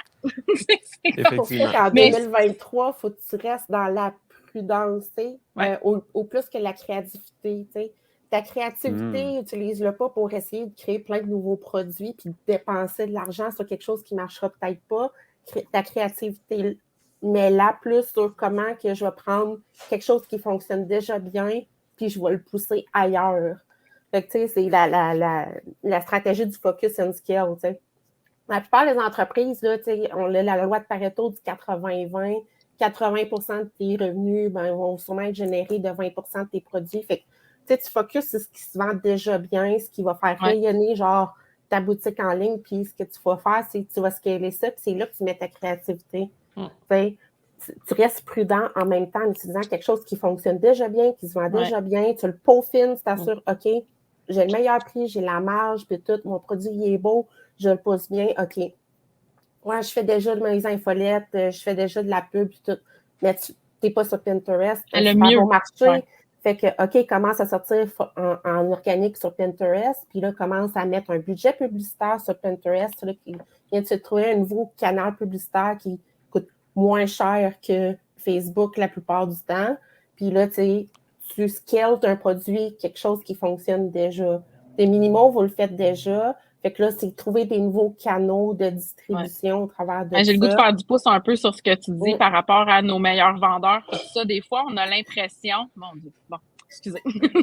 Des fois, on a l'impression qu'il faut toujours avoir quelque chose de nouveau puis qu'il faut toujours parler de quelque chose de nouveau parce que même nous autres, on vient tanner là, de parler du produit qu'on a créé il y a 7 ans. Là. C'est comme...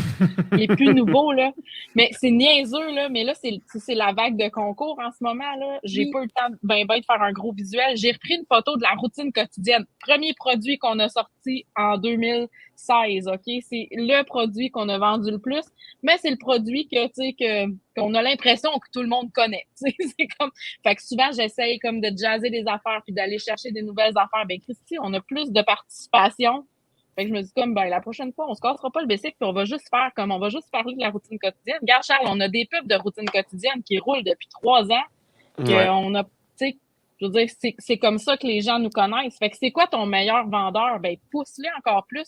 Puis c'est pas vrai qu'on a besoin de créer tout le temps des affaires nouvelles ou de toujours parler de des affaires différentes. Parce que les gens, ils ne voient pas tout passer. Toi, tu viens écœurer d'en parler, mais c'est comme. Mais c'est vrai qu'on vient tanner. Pour vrai, à un moment donné, c'est comme. Puis là, on cherche comment qu'on peut se renouveler puis tout. Mais la récupération de contenu aussi, là, c'est comme.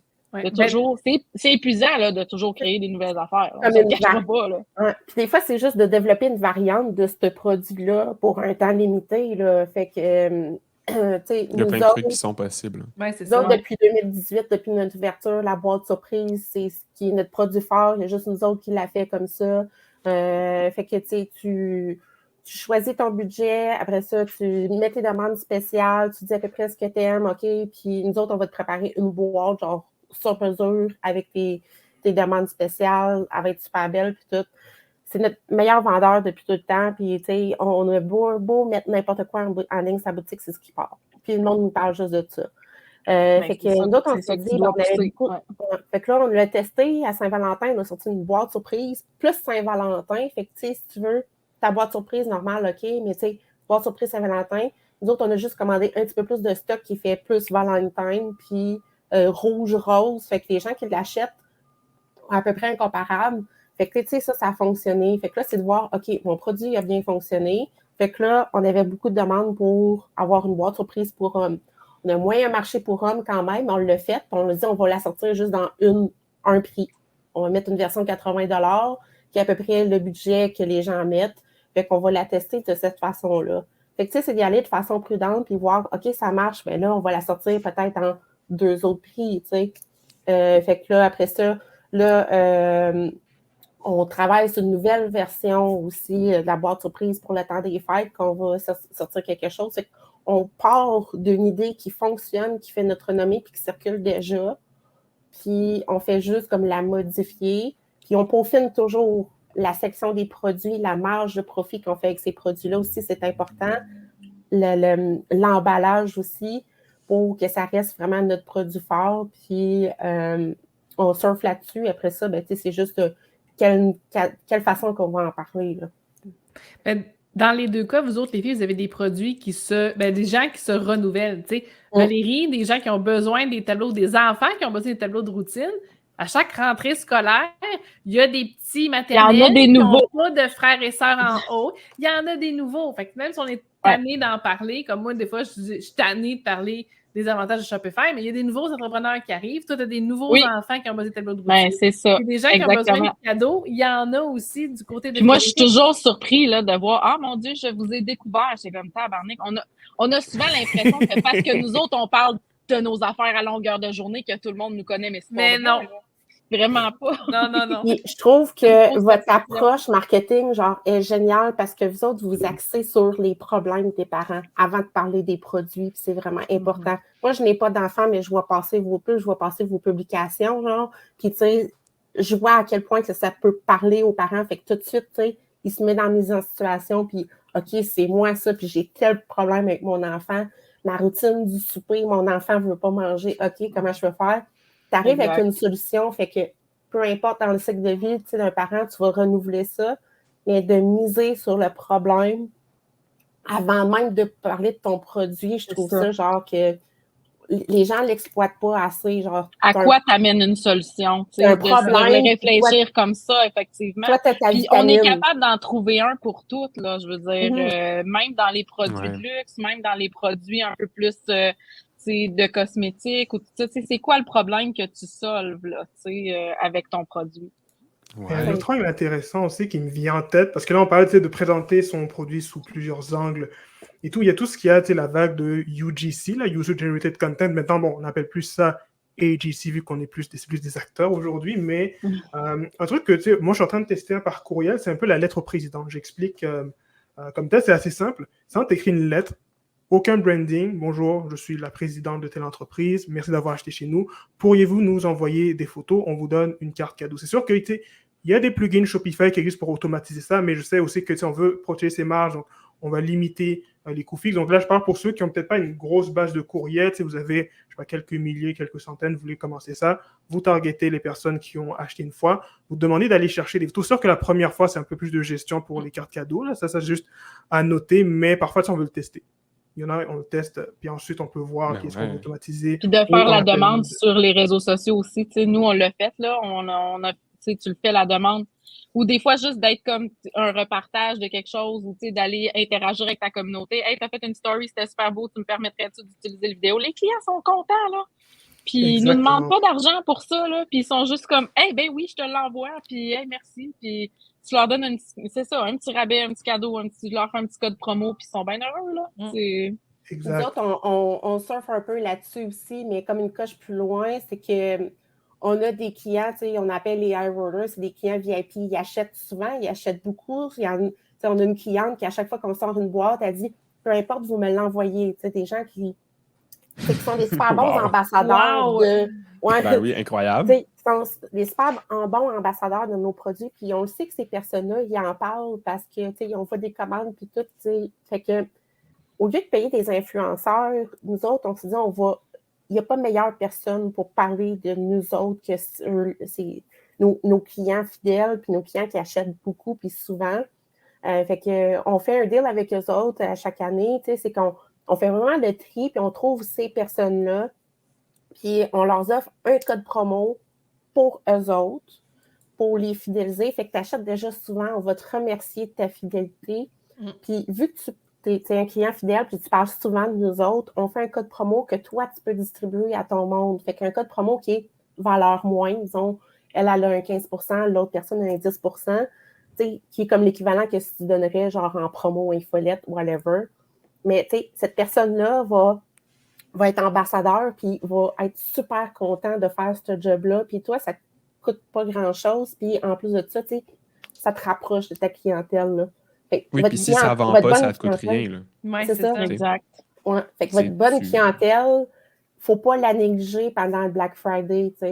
Les clients qui achètent déjà chez vous aussi, eux autres, c'est les moins chers à convertir. Fait que pendant le temps des fêtes aussi, en préparatif de tout ça, pensez à ce monde-là. Est-ce que nous autres, les abonnés, nos infolettes, notre incentive, c'est qu'ils reçoivent 24 heures, 48 heures d'avance les promotions.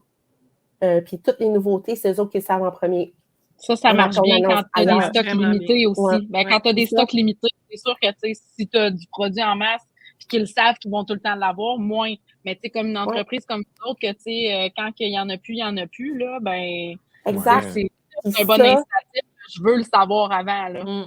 Le 10 ne fera pas une grande différence. Fait que, j'aime mieux donner cet avantage-là aux gens qui interagissent avec mon contenu, puis fidéliser ce monde-là. Fait que ces personnes-là, puis mes abonnés, puis mes VIP, je les prends à part aussi, mes clients fidèles, puis je leur fais comme une promotion aux autres aussi. Fait que ma promotion du Black Friday, je vais peut-être la faire 2 jours plus de bonheur pour eux autres. Puis il y a juste eux autres qui vont y avoir accès avant tout le monde. Mm-hmm. Fait que là, c'est super bon. Là. Fait qu'on pense peut-être le faire pour les calendriers de l'Avent. Le monde va se garrocher, puis on a des quantités limitées. Là. Ben oui, mais on dit, OK, calendrier de l'Avent, on les sort dans 2 jours au public, mais là, c'est ta chance de l'acheter. OK, fait que là, il faut que je m'abonne à l'infolette. C'est ça que tu me dis. Là. Je vais voir c'est Bon, t'es pas abonné à l'infolette de Shop? Ben oui, je suis abonné à l'infolette de Shop. Voyons donc. Moi aussi, je l'en reçois. Je vais aller m'abonner. C'est encore une fois protection de ta marge de profit, d'y aller avec ta créativité, puis penser, tu sais, OK, qu'est-ce qui est plus intéressant en bout de ligne? C'est pas nécessairement le prix, mais tu as des avantages autour, puis donner de la valeur supplémentaire. Si je reviens au début, tu sais, c'est ça, là. Puis, ne négligez pas vos clients qui achètent déjà, c'est les moins chers à convertir. Mm-hmm. Ben, parfait. Je pense que ça fait vraiment un bon tour de ce qu'on voulait discuter. Je vois que le temps avance aussi, fait qu'on va passer aux questions. Puis je vois qu'il y en a plusieurs vraiment pertinentes. Fait que, pour rappel, si jamais vous avez des questions, vous pouvez les mettre dans la section Q&A. Sinon, mettez-les dans le chat. Votre message va disparaître. Je vais le déplacer dans Q&A. Là, c'est normal, inquiétez-vous pas. Puis je vais commencer. On va essayer de les passer assez rapidement, dans le sens où j'aimerais ça qu'on les fasse toutes parce qu'elles sont toutes pertinentes. Fait qu'on va essayer d'y aller en quelques phrases chacun pour faire les questions. Première question qui vient de Juju. Question au passage, vous parlez de préparer du contenu d'avance. OK pour de la pub payante, pour qui vise à vendre, OK pour ça. Mais conseillez-vous à vos clients de créer du contenu organique pendant de grosses périodes?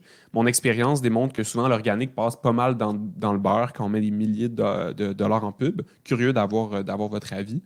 Fait que je lance la balle à Thierry. Là-dessus. Let's go. Je vais là-dessus rapidement parce qu'il y a une chose qu'il ne faut pas oublier, c'est que le contenu organique, c'est sûr, c'est très difficile d'évaluer le vrai retour sur investissement. Mettons un Reels viral, est-ce que vraiment ça m'a rapporté de l'argent? Par contre, dans un parcours d'achat, les gens vont regarder le contenu, ils vont regarder la marque comme telle. Donc, c'est ce que je vois très fréquemment là, sur Instagram, de plus en plus, j'ai comme beaucoup de marques de publicité. Quand je vais sur leur page, il n'y a rien du tout. Là. Ouais. C'est vraiment des gens qui ils ont beaucoup d'argent. Ils font ça sûrement genre en mode dropshipping, mais vu qu'il n'y a pas le contenu organique à l'arrière, je suis comme, est-ce que c'est legit? Est-ce que c'est quelqu'un qui est dans crédibilité, et que je ne vais jamais voir le produit de ma vie? Donc, c'est tout un aspect de crédibilité. Donc, je reviens à ce que j'ai dit plus tôt. Là, maintenant qu'on a plus de choix, les gens vont prendre aussi le temps de regarder, OK, mais c'est qui derrière la marque? Donc, je dirais, à mon avis, oui, 100%.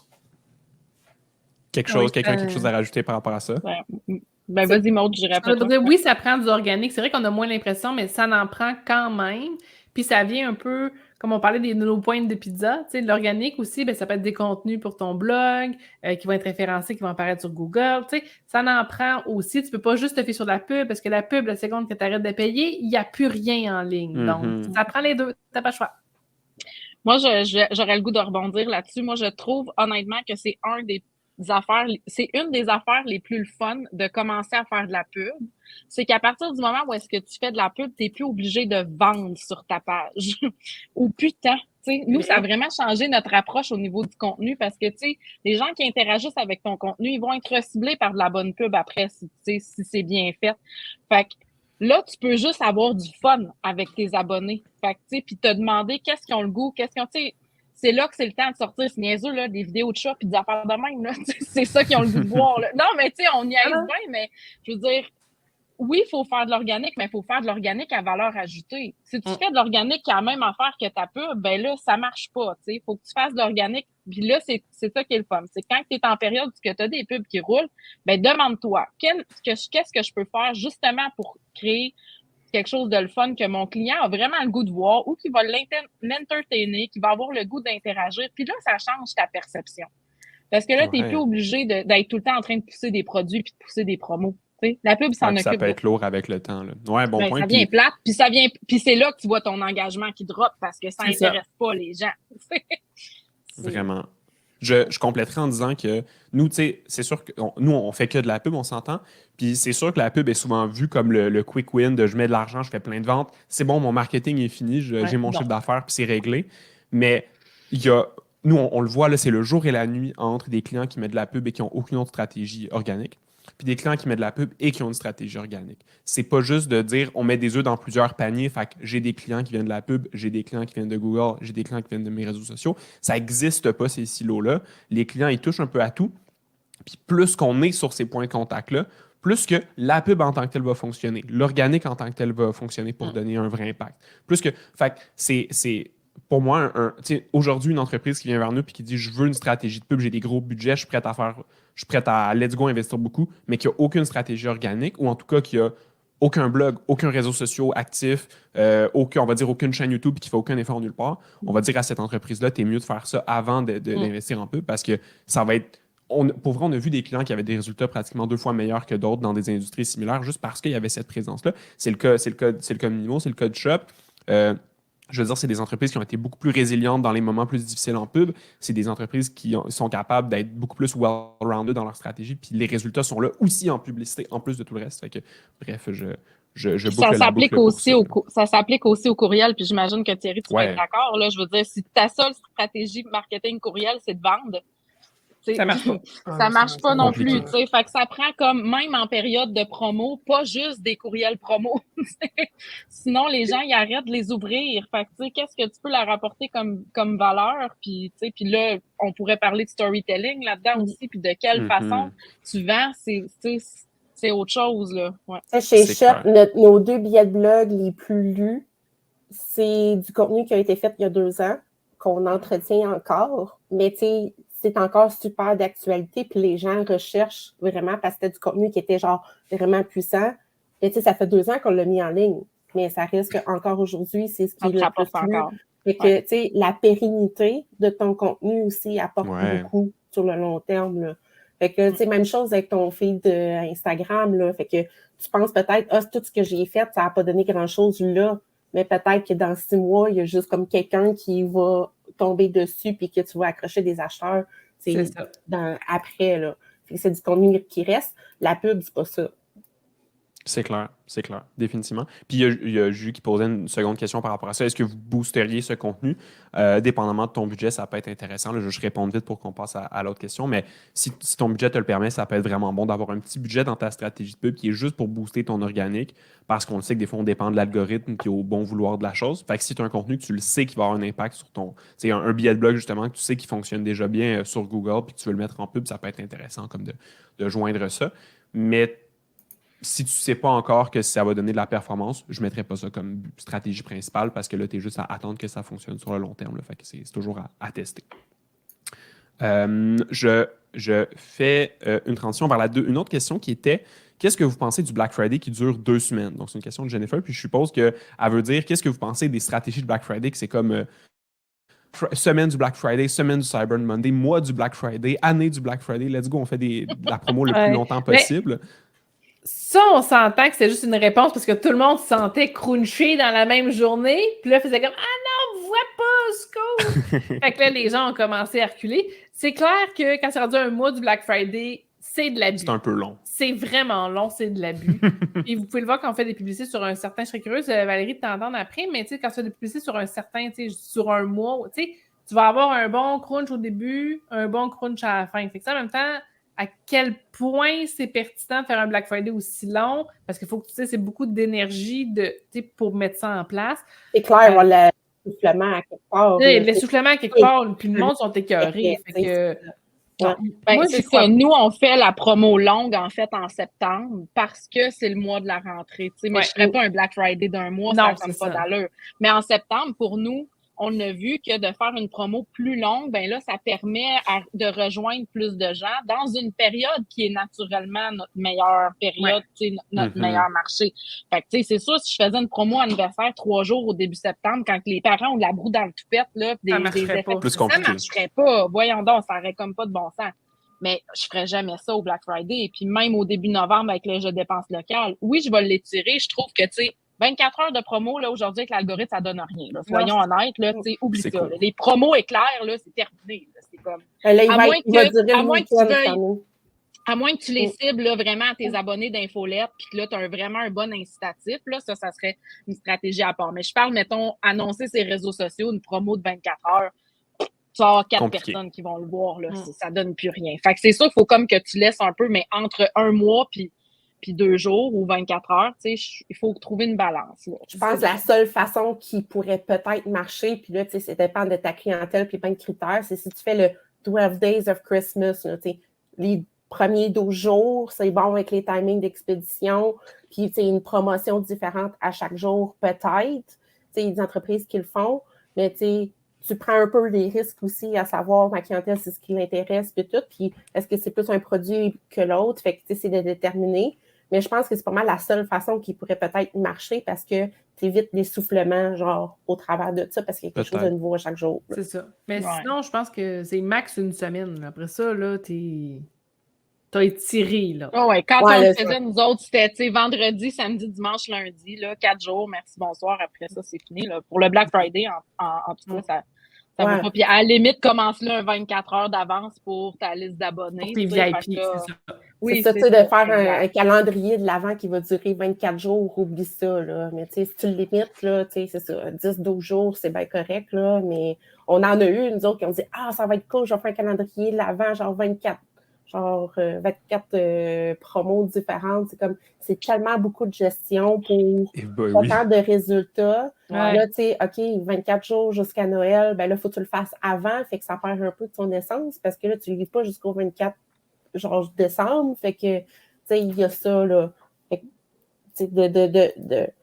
je pense que les bonnes choses, si tu les testes peut-être aux alentours du jeu de dépenses local, être plus créatif, puis tu vas dans ce qui est safe, puis ce qui est sûr, puis tu scales, genre, sur ce qui fonctionne déjà pour le Black Friday, parce que là, c'est la grosse partie, puis tout le monde tire sa couverte, là. Mais tu sais, moi aussi là-dessus, je suis comme aussi, tu sais, pour résumer un peu là-dessus, moi aussi, je suis bien d'accord. C'est vrai qu'avec certains clients, par contre, ce que je vois, tu sais, il y en a qui font des Black Friday plus longs, mais c'est ce que je dirais, là, pour revenir sur la question de Jennifer, c'est 2 semaines. Personnellement, j'ai jamais vu, en tout cas dans ma clientèle, des gens qui font 2 semaines. Par contre, je sais que ça commence à devenir de plus en plus tendance. Je sais que ce que certains font, moi, je ne l'ai pas testé, mais là, on parle de gens qui ont généralement beaucoup plus de ressources aussi, donc c'est sûr, c'est pas un truc qu'on peut recommander. Il y en a qui font en plus par courriel, à dire qu'ils vont faire des offres pré-Black Friday par courriel seulement à quelques personnes clés, admettons les meilleurs clients. Mais sinon, j'avoue que, comme tout le monde l'a dit ici, c'est vraiment une question de ressources. C'est-à-dire, est-ce que tu as vraiment de quoi communiquer et aussi, est-ce que tu as le budget pour vraiment publiciser ton offre sur 2 semaines? Il y en a, ce qu'on voit de plus en plus, c'est en plus le faire sur une semaine. Moi, en tout cas, plusieurs clients qui le voient sur une semaine. Puis moi, ce que j'ai aussi testé, là, mettons, c'est tu invites tes meilleurs clients à préparer leur panier. De cette façon, tu es déjà capable de voir combien approximativement, mettons, si tu utilises un logiciel d'email marketing comme Omnisend, récemment, ils ont ajouté leur fonction Add to Cart, Klaviyo, que je crois est quand même un peu plus cher, par contre, donc ça, je vais juste, c'est pas pour tout le monde, mais Omnisend reste quand même plus accessible. Tu invites les gens à ajouter les produits au panier, tu peux déjà voir un peu à quoi ça va ressembler, et là, tu peux envoyer en fonction. Puis, pour finir cette question-là, je pense qu'il y a un facteur aussi à considérer. Puis, peut-être que justement, dans le cas de certains de tes clients, comme Thierry, dans le cosmétique, dans ce genre de choses-là aussi, il y a un facteur compétition aussi, beaucoup de. Tu sais, il y a des produits, puis là, je recule, et pour le cosmétique et pour tout le reste, il y a des produits que tu vas acheter parce que c'est la marque en premier, puis le produit ensuite. Genre, j'adore Shop-moi ça, puis j'adore tout ce qu'ils font. Fait que je vais penser à mes cadeaux, je vais dire, je vais aller voir sur le site de Shop, puis je vais trouver qu'est-ce que j'ai de besoin. Puis il y a d'autres produits que tu vas dire, j'ai besoin du produit, je me fous un peu de où est-ce que je vais l'acheter, je vais aller checker un peu toutes les places qui pourraient répondre à mon problème, genre j'ai besoin d'une lampe pour chez moi, je vais aller regarder un peu tous les sites qui vendent des lampes, puis je vais magasiner un peu ce truc-là le Black Friday. C'est sûr que c'est dans la première situation étendre sa promo, ça ne change pas grand-chose parce que les gens vont venir pour ta marque, puis tu vas avoir le même U de beaucoup de ventes au début de ta promo, beaucoup de ventes à la fin. C'est juste que tu vas l'étirer, puis au milieu, ça va être l'œil de la tornade où est-ce qu'il n'y a rien. Puis le désert, fait que c'est juste comme étirer ton désert ou peut-être un petit peu plus de ventes, mais tu sais, pas de beaucoup. Mais je comprends aussi les entreprises qui font aussi beaucoup de compétition sur le prix puis sur l'offre en tant que telle parce qu'il y a des compétiteurs qui vendent exactement la même chose, de se dire bon, ben, tout le monde se pitch sur la même journée, fait que je vais essayer de gratter un peu avant puis gratter un peu après pour aller chercher ces ventes-là. Je suppose que c'est normal, mais en même temps, je veux dire, c'est pas le modèle de nos entreprises ici, puis c'est pas le modèle de notre clientèle en général, puis je pense pas que les gens qui écoutent en ce moment, c'est leur modèle, c'est pas le modèle Canadian Tire non plus. Fait que on va dire que les plus longues promos et les plus longs Black Friday, on peut laisser ça à ces entreprises-là, mais ça reste que, bon, ben, si je résume en ce moment, c'est quelques jours, une semaine, peut-être un peu une dizaine de jours, mais on ne se pitche pas sur le mois de novembre, le mois du Black Friday. Faut que tu penses côté logistique là, pour l'entreprise, là, plus que tu attends ça aussi, plus que c'est de la gestion à faire toutes ces promotions-là. Les mettre en ligne, après ça, ben, faire tes infolettes, etc. Mais plus que ta promotion aussi est longue, plus que tu vas étendre le temps que tu vas faire des commandes aussi. Fait que tu es planifié au niveau de ton staff ou si tu es juste comme solopreneur, ben, le temps que tu vas passer. Fait que c'est beaucoup d'énergie pour des fois pour. Fait que penser au niveau énergie, puis ressources, puis logistique en arrière des promos aussi. On en a vu, moi puis Maud, il y en a qui ont genre fait des super bonnes promos, mais là, ils sont dans le méga rush, puis ils n'en arrivent pas, puis ils emballent des boîtes jusqu'à minuit. Oui, c'est le fun. C'est le fun, mais tu veux pas arriver à la fin, genre, puis te brûler, puis être capable, puis tu dis, OK, je mets la clé dans la porte parce que je suis plus capable, tu sais. Fait que, puis là, que ça nuit, ça en expérience client. Il faut que tu penses à ça aussi, tes capacités, toi, en tant qu'entreprise. Ouais, c'est Black Friday puis pas Burnout Friday. Fait que faut le considérer aussi si tes ressources peuvent pas suivre. Là, c'est un bon tagline, ça. Je pense que ça va être le titre. Burnout Friday. J'ai acheté d'une entreprise québécoise l'année passée que ça a tellement marché pour eux autres là, que j'ai reçu ma commande comme 2 semaines et quelques plus tard. Puis d'habitude, les temps de livraison, c'est comme 2 jours parce qu'ils étaient tellement dans le jus. Fait que tu sais, ton expérience client est poche dans ce temps-là. Fait que, il faut que tu considères ça. Ah oui, puis là, tu vas gérer aussi tous les courriels de tous les clients qui sont inquiets de ne pas avoir eu le commande. Ça aussi, mais là, tu es en train de brûler ton staff aussi. Fait qu'il n'y a plus de fun, tu sais. Fait que là, tu arrives, tu es brûlé. Puis là, après ça, tu te rends compte qu'après le Black Friday, tu n'as plus rien à vendre. Ça nous est arrivé, nous autres, à nos coachés. Ça a tellement bien fonctionné, leur affaire. Ils n'ont plus rien à vendre. Fait que là, il faut que tu retombes en mode production, genre dernière minute, pour avoir du stock à vendre pour Noël. Parce que tu continues à vendre, puis avoir du trafic, puis tu veux continuer à avoir des super bons revenus. Pensez à ça. Ouais, bon point. Je vais aller à la prochaine question. D'ailleurs, on va peut-être avoir le temps d'en prendre une ou deux autres. Fait que si jamais vous avez des questions, c'est le temps de les mettre dans la section Q&A ou dans le chat, dans la discussion. Donc, c'était pour ceux qui ne sont pas des bonnes options cadeaux, genre des produits personnalisés, tout ça. Là, ça faisait référence à, je pense que Valérie, tu disais tantôt que les gens achètent plus ou moins les produits minimaux en cadeau, puis surtout qu'il y en a beaucoup, puis c'est comme de choisir lequel est le plus adapté, ainsi de suite. Qu'est-ce qu'on devrait faire en mode campagne de Noël? On a essayé les cartes cadeaux, etc., mais on n'arrive pas à nous trouver une stratégie qui fonctionne pour nous. Bon, évidemment, on n'a pas tout le contexte, mais mettons, qu'est-ce qu'on recommande de faire pour une entreprise qui s'offre mal en cadeau pour d'ici la fin de l'année? Est-ce que vous avez des idées comme ça qui vous popent en tête? Ben, c'est sûr qu'on a des questions, je ne sais pas si tu es d'accord avec nous, mais tu sais, si on produit personnalisé, est-ce que c'est des produits qui s'offrent en cadeau à Noël ou pas nécessairement? Tu sais, il y a à savoir, est-ce que c'est le délai de fabrication aussi qui est long? Parce que si c'est une question de délai, ben, c'est de reculer dans le temps. Donc, si on dit, ben, dans le fond, je peux jusqu'au 15 novembre, ben, dans le fond, tu feras une promo à quelque part entre le 1er et le 15, puis à partir du 15, tu produis, tu ships. Fait que, des fois, c'est juste un enjeu de délai. On recule la période. Puis si on est capable d'avoir des produits prêts à partir pour après, c'est ça l'idéal. Ils peuvent être pas personnalisés ou en fait des personnalisations en disant, je sais pas, mettons que c'est des verres ou avec des collants dessus. Exemple, tu fais une série. Mon oncle, ma tante, grand-papa, grand-maman, c'est plus général, il n'y a pas le prénom dessus, mettons. C'est ça. Générique, mais efficace, qui fait que ça permet de sortir quand même. Mais sinon, je pense que c'est de décaler un produit qui ne s'offre pas vraiment, OK, elle commente le sous-vêtement menstruel. Ben, c'est peut-être juste pas une opportunité.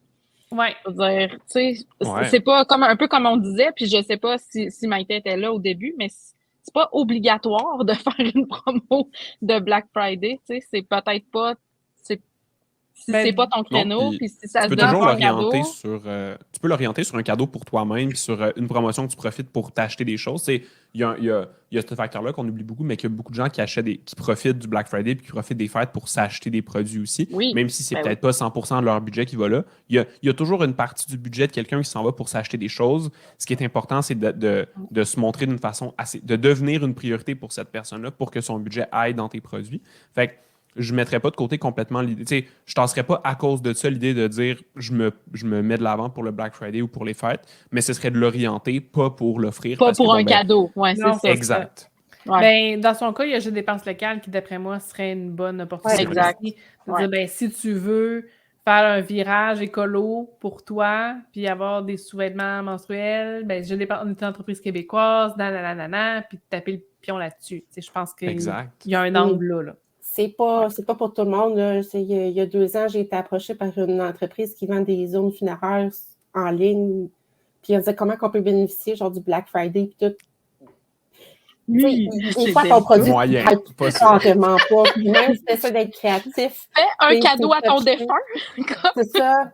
Le dernier cadeau. Ouais. Je me suis acheté une Ouais, urne au c'est Black weird, Friday un en peu. rabais. Tu sais, effectivement, fait que, Ouais.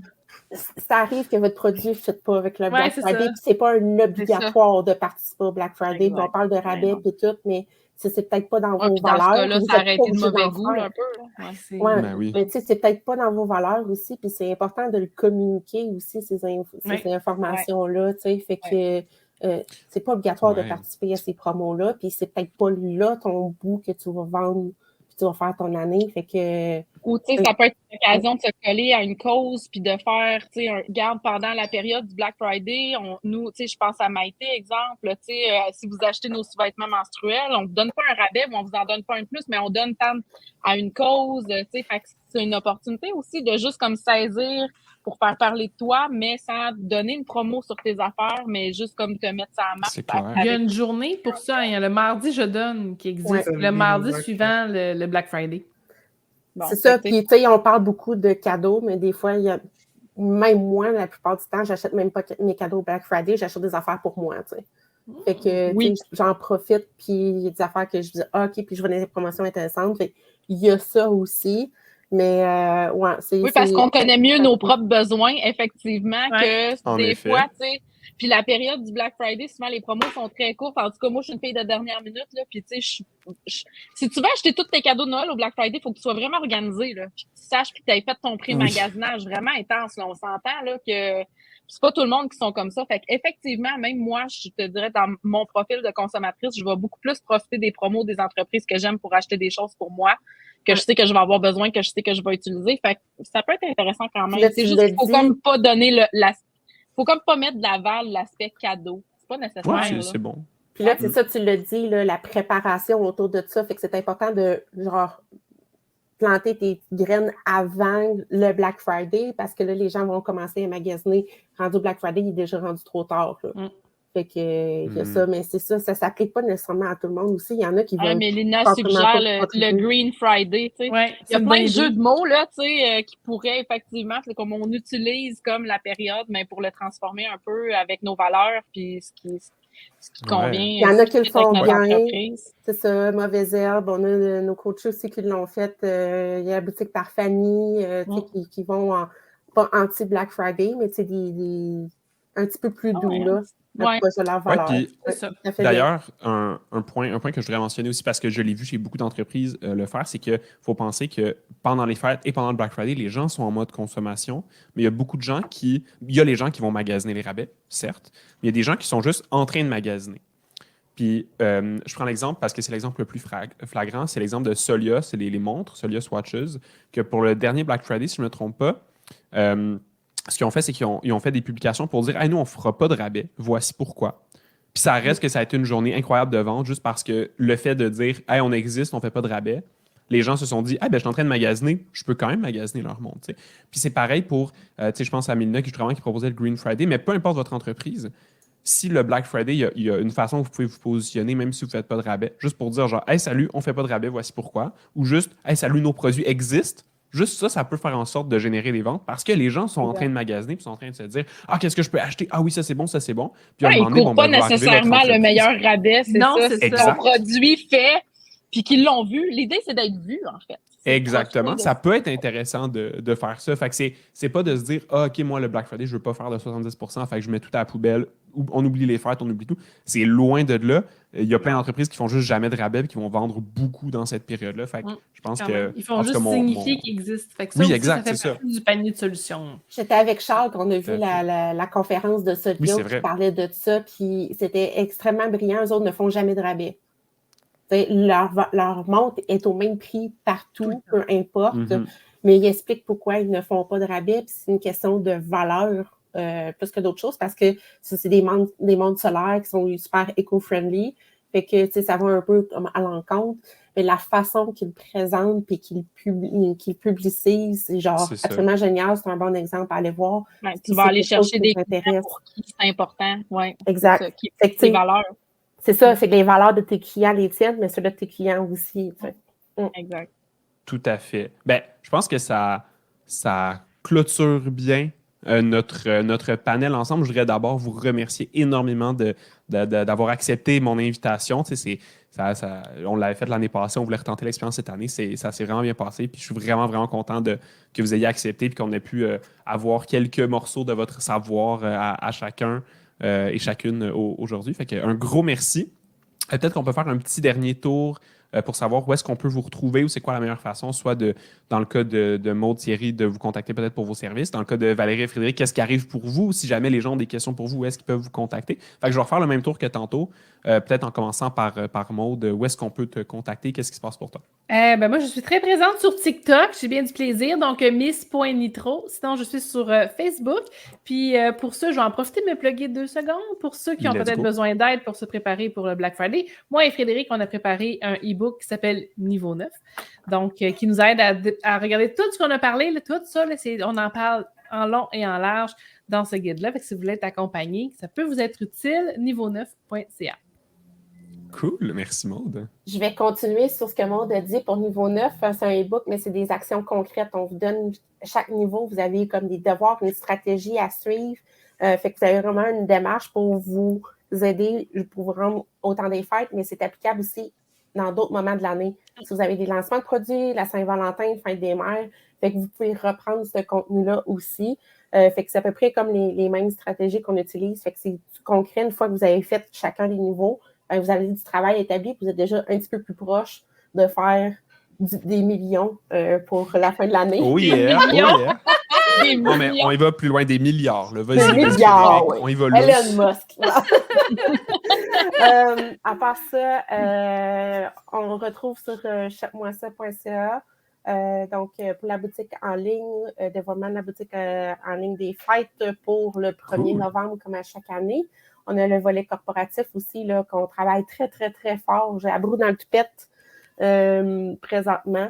On peut nous contacter si on veut avoir des conseils sur marketing à chapemoisa.ca.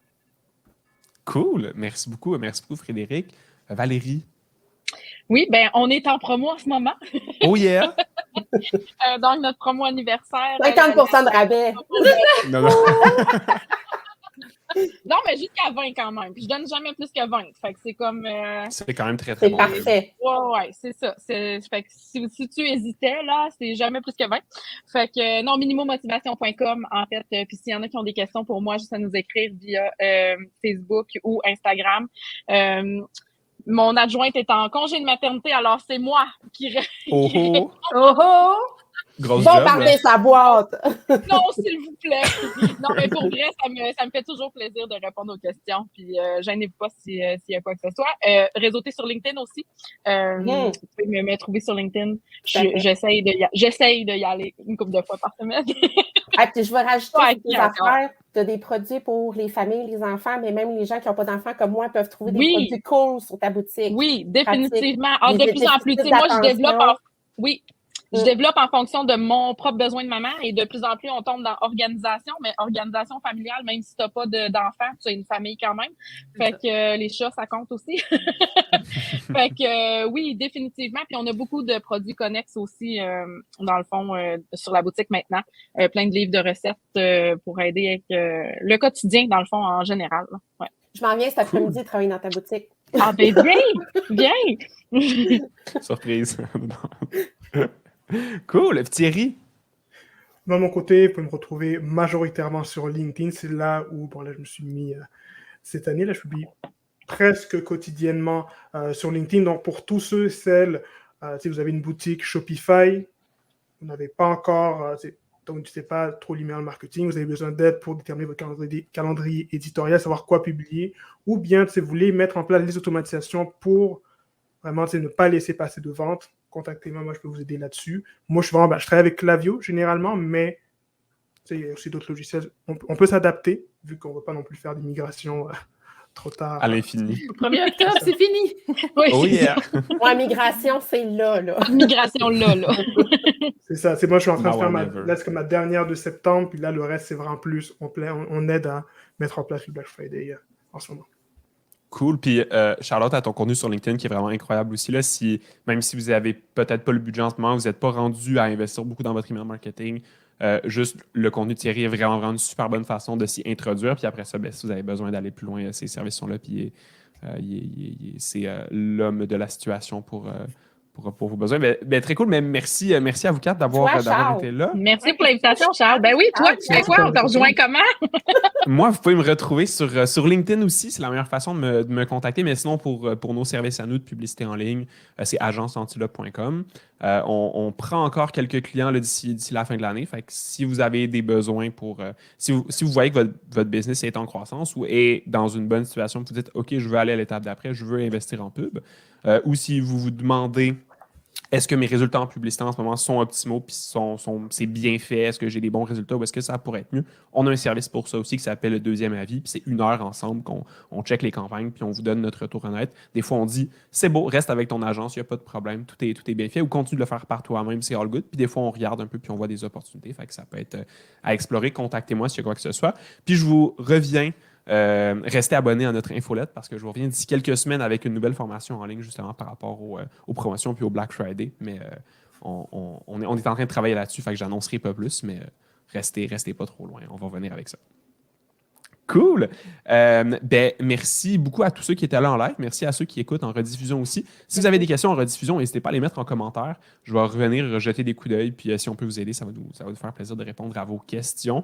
Puis sinon, merci beaucoup. Merci encore à vous quatre. Merci à tous ceux qui étaient là. Puis on va vous souhaiter une très bonne journée. Procéder à la fin. Est-ce que vous aviez un mot de la fin avant de terminer? Quelqu'un a un mot final? Je veux dire bonne vente. Puis joyeux Noël! Bonne vente. Prudence, focus, skill. Ah, c'est bon! Oh yeah! Yeah. Fantastique. Bon, passez une très belle journée, puis on se revoit bientôt. All right, au revoir. Merci, Charles. Bye. Bye, bye. Ah, il va y avoir un 10 secondes. Ah non, c'est bon, je peux l'arrêter manuellement. C'est bon. OK, ça